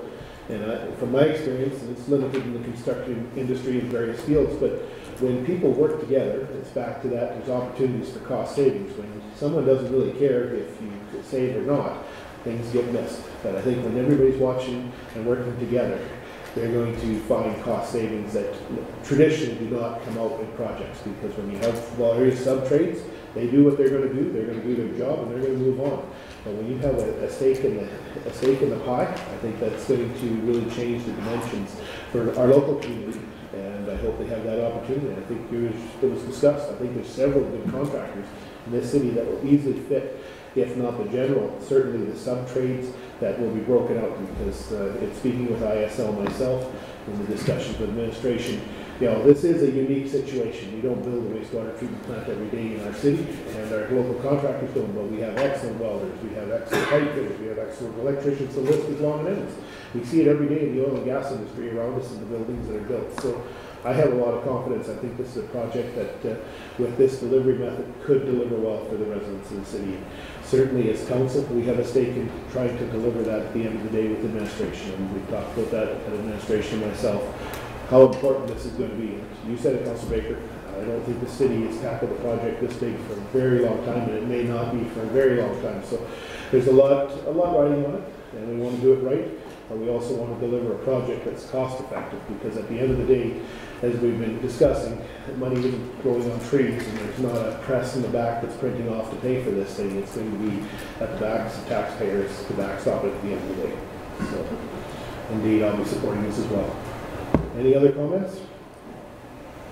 If not, I'll ask the council for direction. Councilor Buckingham. Move the council approve the use of an integrated project delivery method to facilitate the design and construction for the wastewater treatment facility project, and the change of scope of the current owner's engineer agreement with ISL Engineering and Land Services Limited. Seconded. Councilor Baker. Any further questions or comments before I call for the question? Not seeing any. All in favor? Opposed? Carried. Moving on to 7.4.3, and I'll be back to City Manager, on to Executive Manager Stanton. Thank you, Council, for your support under that last one. That means a lot to administration. Before you have one more request for decision relating to direct control zoning district DC2 use approval retail stores. Administration seeking council's recommendation that council approve a retail store use at number 3, 4010 50th Avenue, lot 37, block 4, plan 5368 NY for permitted use within DC2 district control zoning district with the following conditions. A, the proposed retail store conform to land use bylaw 5-2016. B, that the applicant obtain a City of Leominster business license. And C, that the permit may be revoked at any time if, in the opinion of council, the permit conditions have not been complied with, or the use is or has become detrimental to amenities of the neighborhood and is better suited in another district. The applicant has signed a lease to operate a retail store within the direct control zoning district. All uses within the direct zoning district are subject to council approval. Application for a retail store use to be located in number 3, 4010 50th Avenue, which is permitted use within the direct control DC2 zoning, was received on January 22nd, 2018. Several retail stores already operate in this area, which is what this area is intended for. The unit number 3, the application has leased and has been vacant for more than 6 months, which has made previous development permit for retail stores void as per section 2.18.2 of the land use bylaw 5-2016, requiring new approval for this application. The owner of the property is in discussions with the Planning and Development Department to rezone this property to a commercial use to fit the surrounding properties and allow for more opportunities at this location.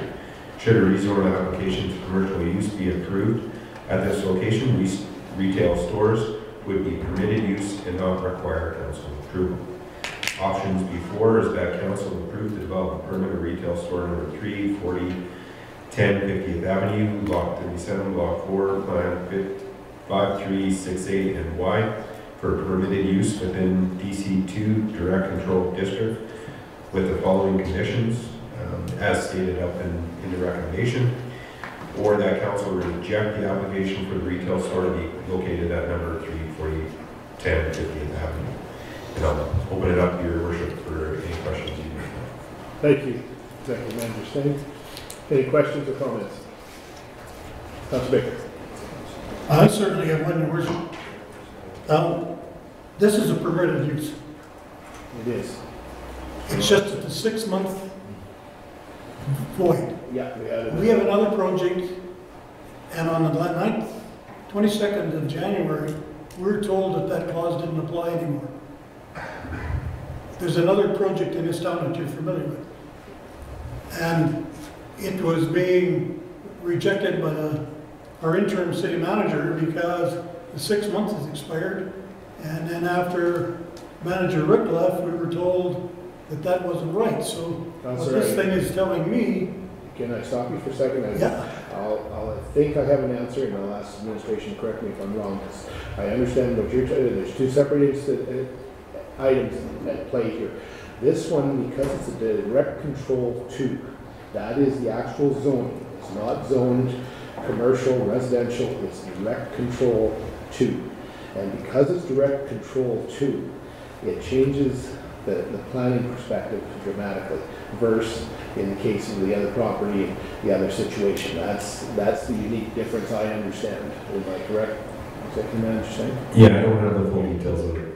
And I know which one you saw, but I just don't have those details in front of me. Yeah. The rationale of what we're asking for is the application from when the retail store was last used, and it's been vacant for over six months.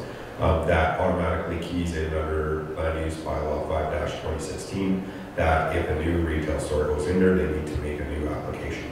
And that's all this is it's a retail store going into an existing retail location. It's been vacant for 6 months, which requires a new application. There's nothing we can do to stop. Well, I guess council has the authority to not allow it, but it's under the zoning. This is a compliant application.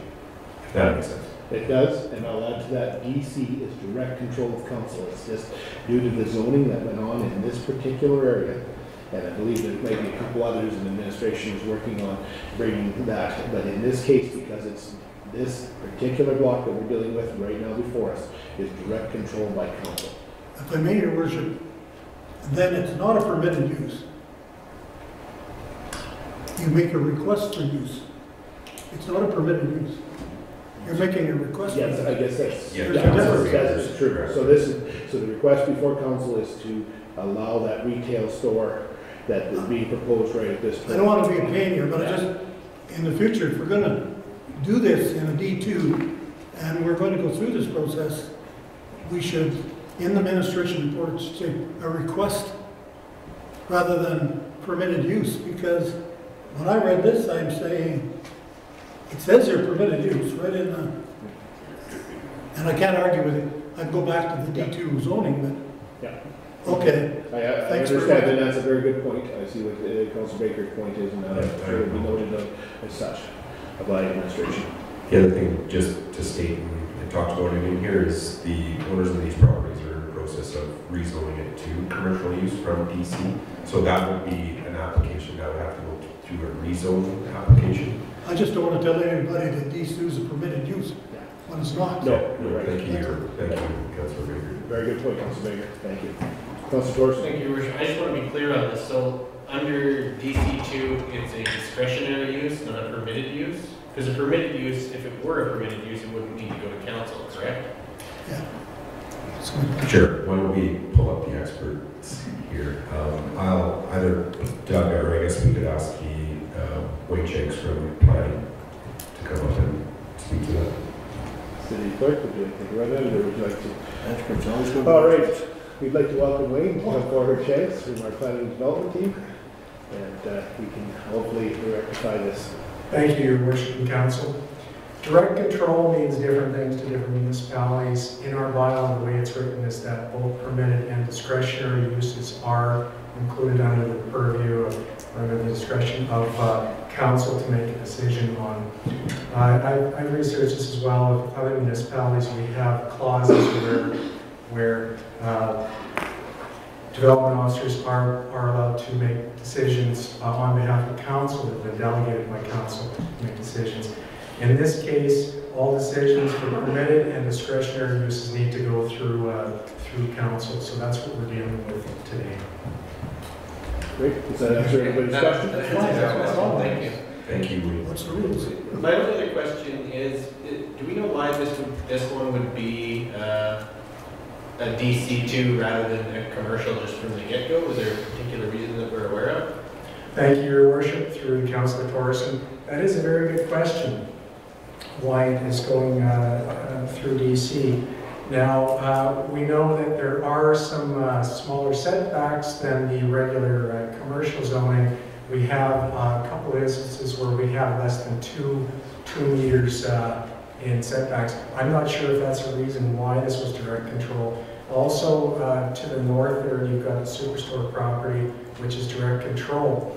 But other than that, we've had a number of properties along 50th Avenue that have been rezoned, which were recently C5, which is service commercial, and they have been rezoned to highway commercial, C2. So this DC district is essentially kind of an island other than what's to the north, Kitty Corner to the north there with the Superstore application. Why it is, I'm not sure. If it's the property I'm thinking of, I wonder if it's just because the parking lot is really goofy in that area that they put a DC2 to fit within that zoning. Because there is kind of an awkward couple spaces as you go around the corner. Because that's around Canada type of thing? Yeah. Thank you, Your Worship. Through Councillor Thorson, I believe there probably are some a little bit of issues there with setbacks, and perhaps that is the reason why. Again, this DC's been going back to quite some time. I believe it was previously supposed to go to a commercial or something. I'm not sure the reason why that zoning is the way it is. So, Wayne, just a quick question. So you mentioned Superstore and that piece. Are there other pieces in our city that are DC2 as well? So there's commonalities around some of these, maybe perhaps? Thank you, Your Worship. Through to Councillor Dijak. There are some anomalies within the city along the Highway 16 corridor as well. We have some properties there to the west that are currently zoned at DC2. I believe the power center there, the strip where we've got Walmart, Canadian Tire, etc. I believe that area there as well as DC2. Normally you would have a zoning, separate zoning that would encompass that commercial zoning, but for some reason that is zoned at DC. And we are looking, Planning and Development Department is looking at perhaps rezoning that property to a more suitable commercial district in the future. Thank you. Any other questions, Councilor Buckingham? Thank you, Your Worship. Sounds like it makes good sense. There's a few vacant properties in there. So what you're saying is now, as it sits, for every vacant property in the power center, here we are sitting with the same decision coming to us every single time, if it stays that way. Correct. Thank you, Worship. Through to Councillor Buckingham. Yes, in fact, it makes it cumbersome to deal with new applications within these areas.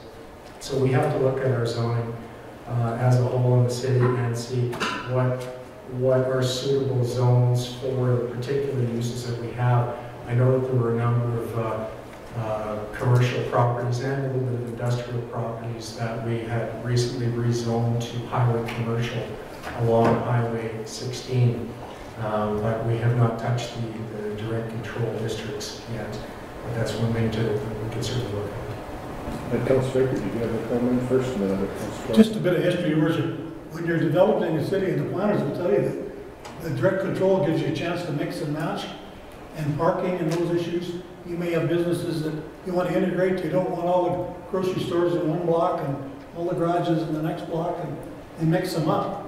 The area that you're talking about, there used to be a huge machine shop there, and now there's a work warehouse in there.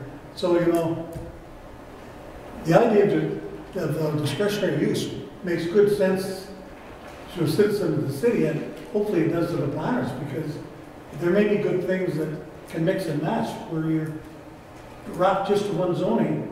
You can't develop the whole strip. And I think it's a great idea to have some discretionary uses in those areas. I think it makes sense. Councilor? Thank you, Your Worship. I just have a comment for council and possibly for our city manager that in scenarios where we have permitted uses and they are permitted use within the land use bylaw, I wonder if we think about making it so that that decision can be made at the administrative level and not need to go to council, because the land use has already been approved for these particular areas. Or is that not normal? Executive manager staying shaking his head. I'll let that speak. So if that was council's wish, then they could amend the bylaw to provide that control to administration. You don't get off that easy. Perfect. No, that's all I needed to know. Councilor Baker? Yeah, I was just looking at 2.1.8, development permit shall be void if in the opinion of the development officer. And that's, the development has been discontinued for a period of 6 months or has not been actively carried on for a period of 6 months. So it just sounds like it's, that there is a little bit of wiggle room there if the development officer chose not to implement that 6-month period.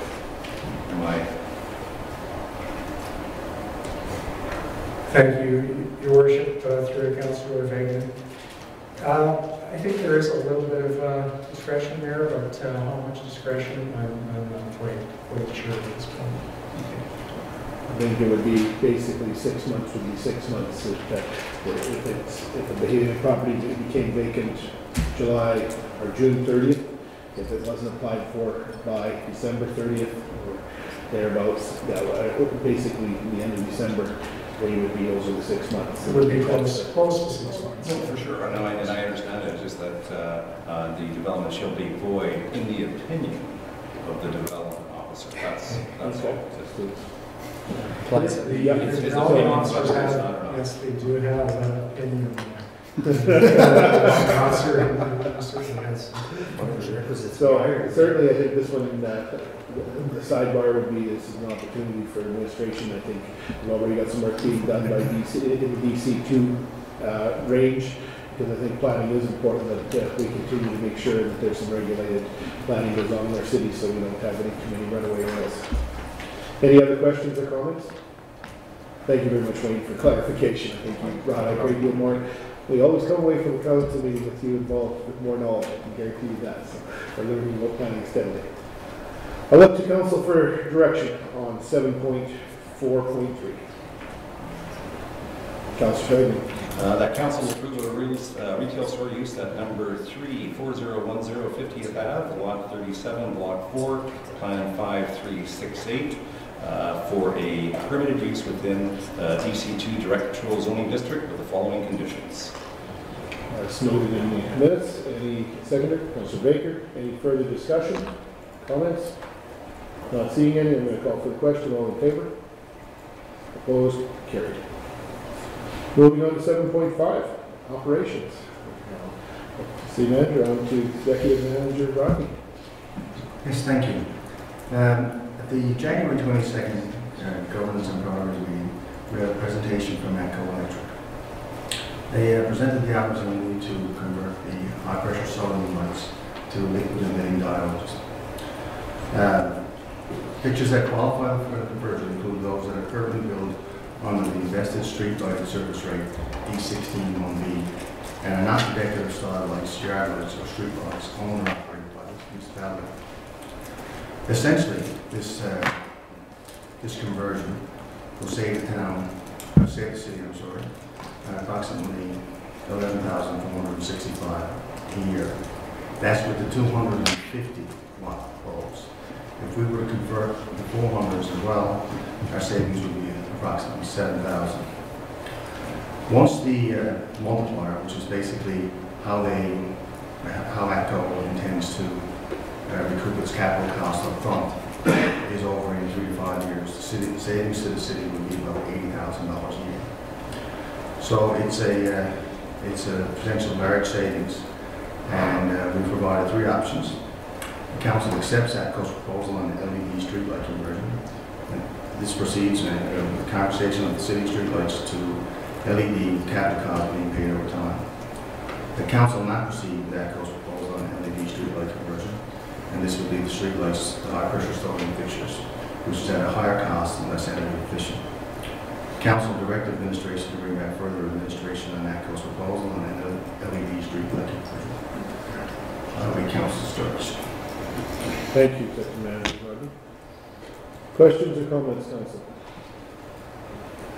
We had a very good presentation last week during the GPC by ATCO. And I think the information presented, it's an opportunity, A, to make cost savings immediate, as well as make a green statement, as it's referred to by some, that light pollution will decrease over the next year in our city. There's a lot of positive factors. I haven't been able to find a negative yet, but I'm certainly open to hearing someone if there is something that I've missed. Any other comments before I call for directions, Councilor Torres? No, I just wanted to add that to me the presentation was kind of a no-brainer. You save money, you're doing kind of the green thing, and over the long run you're going to save even more money as the multiplier disappears, as he described. We're going to save even more money, and also if the cost of electricity goes up in the next 5 to 6 years, which something tells me that, the cost of electricity is going to continue to rise over our lifetime. It'll just be the, more prudent use of, taxpayers' dollars and the decision making. So I think it's a great idea. Any other questions, comments? Yes, I sure do. Thank you, Richard. I didn't, the 400 waters were kind of pushed aside when we were really talking about them. But I would more or less request when you have time to look into those 400 waters and see what we should be doing there, because like Councilor Thorson says, it makes too much sense. I mean, should we be doing it? Should we? I know it's in here, but I don't know if I have the numbers clear in my head. But if you'd look into that would surely make sense to me. Agree with the councilor. I think they're saying another additional $7,000 saving per year right off the bat. So that just about brings us to. Is that a net saving in year 1? That would be, I believe, that saving going forward once the completion. So basically, 2018 is the transition or the installation, and moving forward, and starting in 2019, moving forward. Folks can get it figured out. Let us know, but I think it's really a good thing to do. Now, a test year of 1 year isn't bad, but whatever you think, but either do you think it makes sense? So you guys. Thank you, Worship. The only thing we have to clarify is I'm not sure that the 400 watts are covered under the multiplier, so we may be responsible for the capital cost of those. So that's one thing we have to clarify. That's what I have in my notes anyway, that the 400 watts were not covered under that 7.2%. That's right. We would have to, so we'll have to clarify that, because there may be a capital cost to get to that savings, which you can still get over time, but you can still recoup, but we'll clarify that. It wasn't clear last week to me. Yeah. So we'll look forward to some reporting back from the administration on those 400s. Okay. Any other comments before I look for direction? Not seeing any, I'll look to council for direction on 7.5.1. Councilor Buckingham. I was excited to be the one to make this motion. I want to get my hands up quick because I'm from the dark side, as referenced in last week's GPC meeting. So for me, this is absolutely one that I had to make the motion on. The council accepts ATCO proposal on LED streetlight conversion. This proceeds with the conversation of the city streetlights, or conversion, sorry, of the city streetlights to LED when the capital cost being paid over time. And the council will direct administration to enter into a formal agreement with ATCO Electric to proceed with the LED streetlight conversion. You're seconding Council Baker. I was looking to see if Councilman Monroe wanted to get in on that. I think we got 1 out of 2, so no, it's all good. Seconded by Council Baker. Any further discussion? Not seeing any. I'll call for the question. All in favor? Opposed? Carried. Moving on to 7.6, Chief of Staff. City Manager. Leo will, from Communications, will lead this charge. Thank you, Your Worship. Just an information item for Mayor and Council today. Wanted Mayor and Council to essentially be aware of some of our communications initiatives for 2018, as well as how our plans, I guess, aligned with the strategic plan that Council and Administration arrived at in 2017. So the City of Leominster's 2018 Corporate Communication Plan was developed with consideration to Mayor and Council's 3-year strategic plan formally adopted in late 2017. In developing its new strategic plan, Council provided direction on bolstering the city's approach to public input, specifically around capital budgeting, recreational investments, and long-term infrastructure strategies. Council has been clear in its desire for enhanced public engagement opportunities that generate both qualitative and quantitative feedback to guide the municipal decision-making process. So at this time, we will submit that to you as information, and I welcome any questions. I'd like the council for comments or questions for Leo. Leo, I'll start with a comment. Thank you very much for laying this out. I think this gives a very good idea from our perspective as council. When people ask us how are we communicating to them, we're looking at various methodologies to ensure that we reach out to the broadest perspective of the community, because we have generational differences. I use for those that still use the newspaper as their main source. Some use Facebook, some use TV, radio, various methodologies. And I think we've tried to cover off everything pretty much out there. And I think it's very key. We're talking to people. They want to know what's going on in this council chambers, what we're doing today, what we're doing in the future, ensuring that they have the opportunity to engage us on multiple fronts. And, some of them have not been as great as possible, but I think that I'm sure if as the wastewater treatment plant moves forward, I'm sure that will engage a few more people in the conversations that we've seen at coffee houses and up the numbers, because I think people will want to understand exactly what's going on. And I think it's, depending on the issue, that will dictate the involvement from the public. Any other comments? Just a couple things. One is that I think, you know, one of the things we heard earlier on the service social needs highlighted the importance of communication, and I think there's a role the city has to play with respect to this. And I know that Leo, certainly, you know, the input you've given, and the city has used our platform to to highlight the truth and reconciliation activities that go on within the community, and I think that's an important role for us to take overall, and perhaps there are other things that we can use in achieving some of the goals within the assessment for the community. The other thing I guess I didn't want to touch with, I guess, is that we did the report to the community in the prior year around, you know, using those templates and goal areas that we work upon, as opposed to, it really highlighted we're super busy, but really refining it in terms of how we communicate the work we do in each of those pillars, if you like, so that we can demonstrate along those, within the context of each of those pillars, the kind of work that we do. And the last thing I guess we're going to say about it is that, lost it, sorry. Again, I just think it's, you know, we're very fortunate to be able to have this kind of service that we have within the city.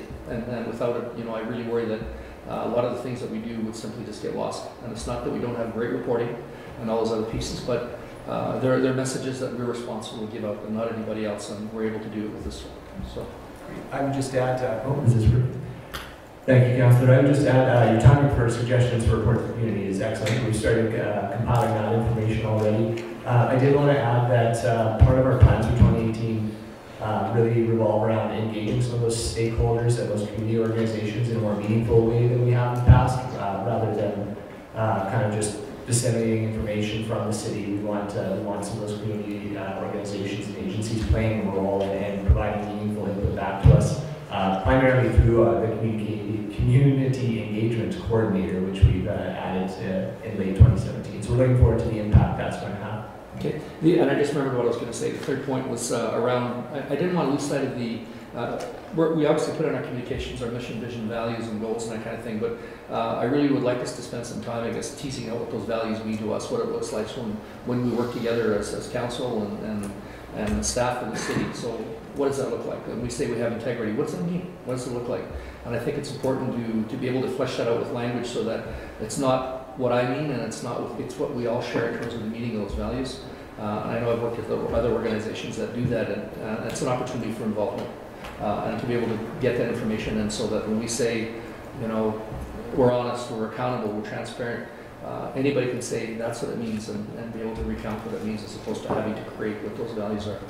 And I think there's a role certainly through the department to support that. Any other comments? Would this be, whatever your programs all turn out to be, would that be a website thing? Because we're redoing the website too. Like, when you look at your downfalls and upside, I won't go into it now, but there's threats and there's this and there's that. Like, I don't really know what they all are, but I'm sure you'll get that all clarified for us. Yep, thanks.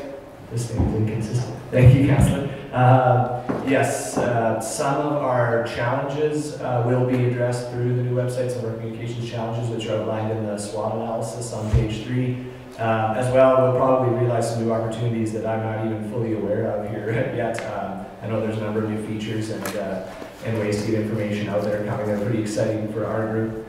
Yeah, I hope that addresses it. But I know we are looking forward to the ways that that's going to help us overcome some of the old obstacles that we faced with the current site. Does that answer your question, Councillor? Yeah, it's just, I haven't got it together yet. Yeah, we're all working on it. Councillor Torres. Thank you, Your Worship. I thought that the communications plan overall is really solid, and I think it hits, you know, all the areas that we need to in terms of communicating with the public, kind of telling our story, as well as getting feedback and all that. So I think it's really great. My only question is more so for the city manager, and it's around other strategic priorities that are kind of underneath the top level of what we have in our current strategic plan. Are there other ones that we're looking forward to seeing that are kind of, you know, what are the individual steps that go about achieving some of those strategic priorities? Because that's one level that we never really went to yet in our strategic plan, at least for what we've given to the public or anything like that. So this would be one part of it, clearly, but it's just as a document overall, the remainder of the strategic plan with the individual steps and that other level of granularity. We're in an awkward position because our strategic planning in terms of our term got thrown off a little bit by some of our decisions we made last spring. So, you know, we pushed things ahead from where normally you would have done things. So, clear as mud. Try to answer that. Through our ELT, executive leadership team, will be developing throughout each department business plans, which will hopefully help support the strategic vision, mission, the plan set out by council. And so that will be part of the process. We're going to try and include them back into our goal of 2019 budget as we promote or present a lot of our budgets coming in 19. One of the things will be to have the vision, mission, the strategic planning in mind. And so that's one of the things we're looking at. There's other measures as well, but that would be the one each department will be looking to strive for. Okay.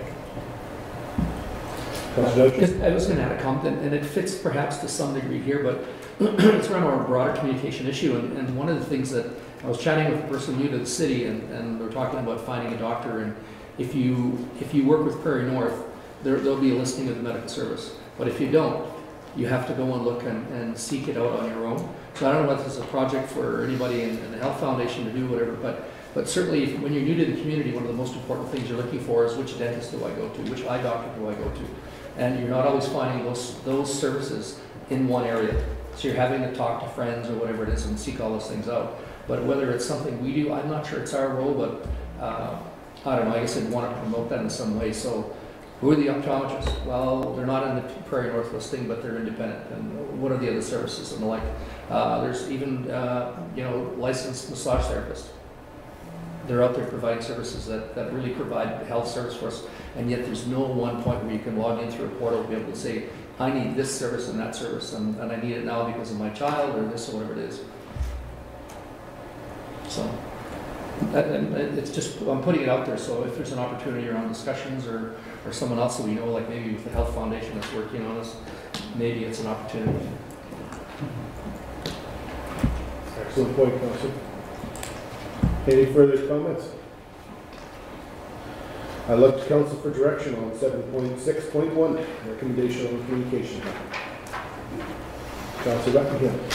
Council accept the report on the 2018 communications plan as information. Seconder.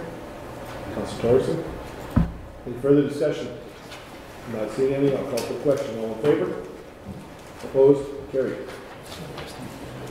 Moving on to 7.7, bylaws. Thank you, Your Worship. The first item up is the second and third reading of bylaw 26-2017, the supplementary assessment bylaw. The bylaw has not changed since its first reading. Thank you very much. Simply a housekeeping matter, I believe, more than anything. So I'll look to Council for direction on 7.7.1. Council Baker.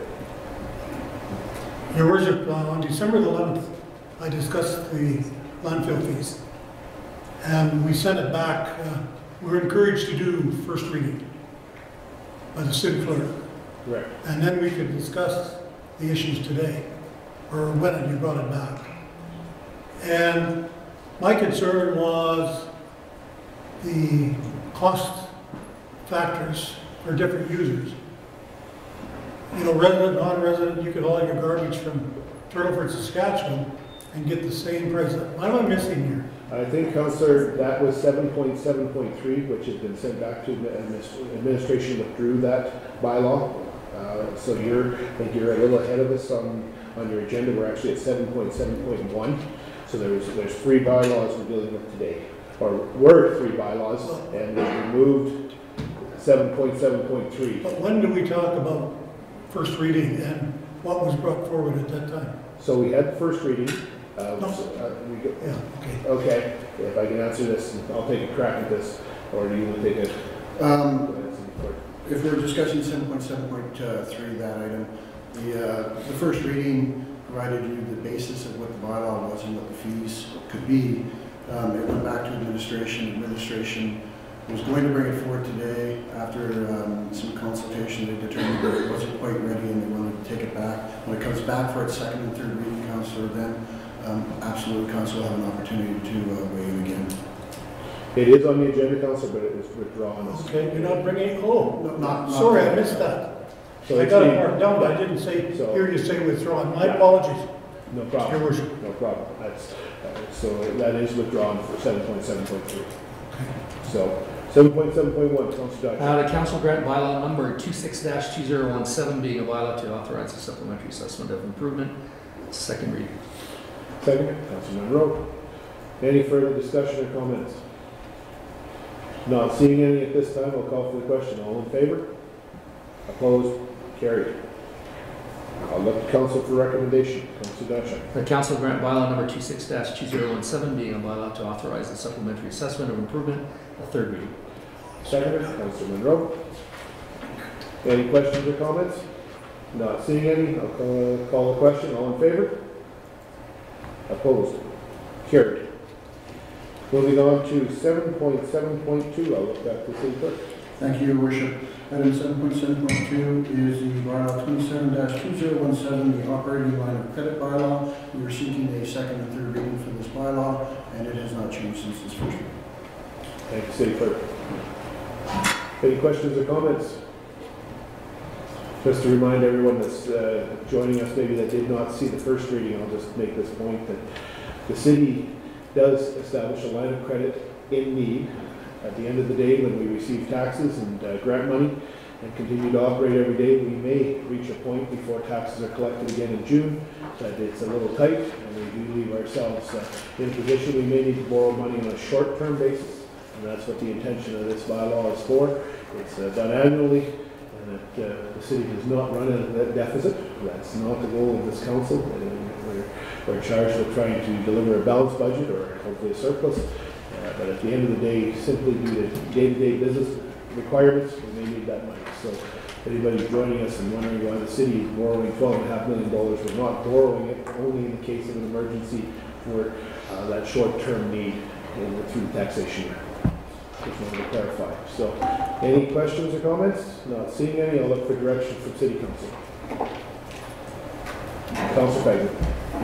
The council grant bylaw number 27-2017 being a bylaw to authorize the borrowing of monies for municipal purposes until the tax is levied or to be levied for the current year can be collected. The second reading. Councilor Monroe, seconded.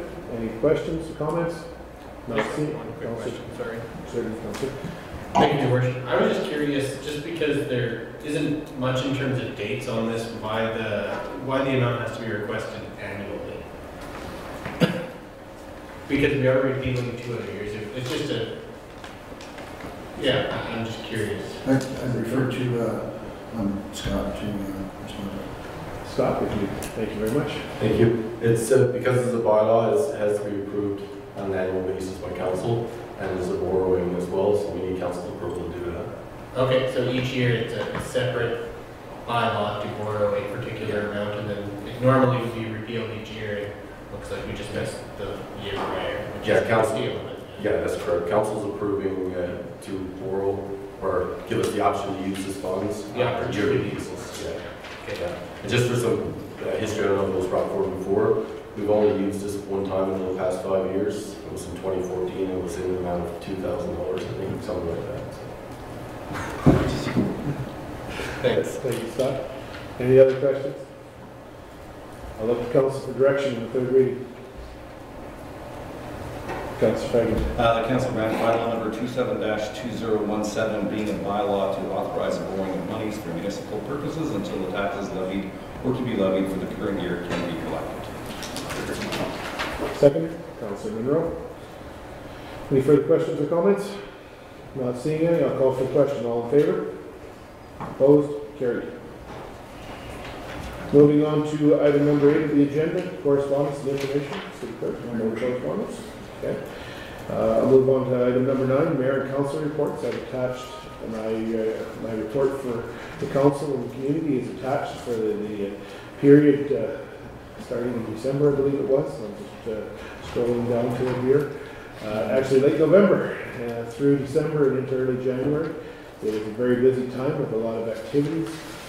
Some highlights, we attended the AUMA conference as council in Calgary. I think it was a good opportunity to meet with several ministers and interact with communities, mayors, councils, administration from various places. And certainly there's some good discussions. We did meet with the RCMP, commanding officer for Alberta, to discuss issues that were very pertinent to our community and surrounding. Certainly the highlights, it's been just it was a very busy December and followed by taking off back in January again. So nothing else to highlight. It's not on here. Well, the majority of council will be attending the Saskatchewan Urban Municipalities Convention next week in Regina, which will be meeting the new premier, I suspect, as well as potentially new cabinet ministers after this week as things are unfolding in Saskatchewan. So we'll stay tuned to who will be representing those various portfolios and the discussions. It'll be a good opportunity again now that this council's had a second year under their belt. This will be their second convention to come back with some good information and continue to build those relationships we have with other municipalities, certainly the other cities that we share a lot of common issues with within the province of Saskatchewan. Any other comments from any council? Council Torson? Just have a quick question, and I don't know if I wasn't completely, did we do third reading on that operating loan as well? Yeah, that was the last I one. missed 30 seconds of my life, sorry. All right. So right at this 7.73. It's all good, Chelsea. I make a motion to have a basket so we can collect all this time. That sounds Anyone else have any other comments? I know that the community calendar, it's incredible. The activities in our community on a daily and weekly and weekend basis, from sports to culture to recreation to just you name it. It's just terrific to see our community is constantly on the move. I guess that's the best description. And it's certainly appreciate council filling in when I'm not able to attend different functions.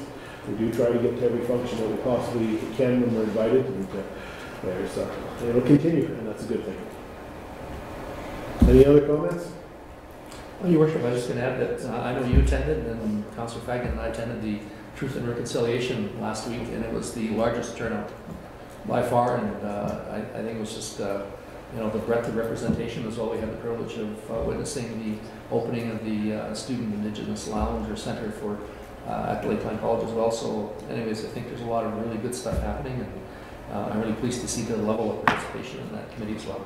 Absolutely, and I'm looking forward. I offered myself to be available to the Onion Lake Council, Band Council, and I'm hoping that invitation does come forward to have the opportunity to create an open dialogue with the Onion Lake Tribal Council and discuss various things that are pertinent to both of us. So I think there's good opportunities here, and we'll continue to work at that. Anything else, Councillor? Councillor Baker?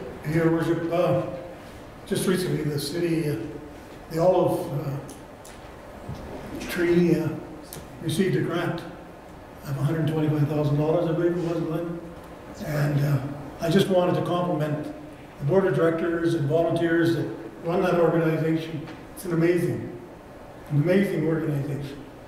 It's unbelievable how it's growing and how it's serving the community, and good to that group, and Councillor Fagan being part of it is wonderful. Absolutely. I see various groups throughout our city spreading their wings. It's great to see the Kinsmen hang their logo on a building in town. I think that's very cool. Hate to pick one out. Nope. Alberta government's got to get some roses to them. Little kudos to them. So certainly it's, I think the social network, and we talked about that today, the social needs of our community are huge. And certainly, I don't want to get into downloading because I think you could lead the charge on that, Councillor Baker, but the issues of our community stepping forward to help those where we can. And I think that's very clear, and it's very direct, and something we all deal with on a regular basis. So do appreciate there's going to be a lot of things going on in the next month or two, and I hope people have the opportunity. I did highlight the Storytelling Month. That is very important. The blanket ceremony and that movie that's coming out. I think the blanket ceremony is likely one of the most moving that I've had the experience of. And I encourage council, if you're able to make that work into your calendars, attending that blanket ceremony would be a very interesting perspective, because, like I say, it highlighted history that I was not aware of. And I think as I've learned, we're learning every day, so it's a great opportunity. Any other comments? Sure. Councillor Thorson. Thank you, Your Worship. I had the opportunity on Saturday morning to bring greetings on behalf of council for the transplant truck, and that was another one of those moving experiences. I had no idea how many people in our community have had the benefits of either being a recipient or have been donors or family members of donors that have impacted so many lives. So I was really impressed with the entire thing, and it was pretty cool. And I was really happy to be there on behalf of council. Thank you very much for stepping into that one, Council. For personal, taking care of some personal business for change, so it's good. All right, not seeing any more comments from council, I'll move to item number 10. Is there any other matters to be brought before this council at this time? Not seeing any, I'll look to the inquiries from the media. Thank you, Your Worship. At this time, there are requests for yourself, Mayor Albers, as well as Councillors Monroe and Dijak. Thank you very much. I'll look for motion to go to recess. Thank you very much. Second, Councillor Fagan. All in favor? Opposed? Carried.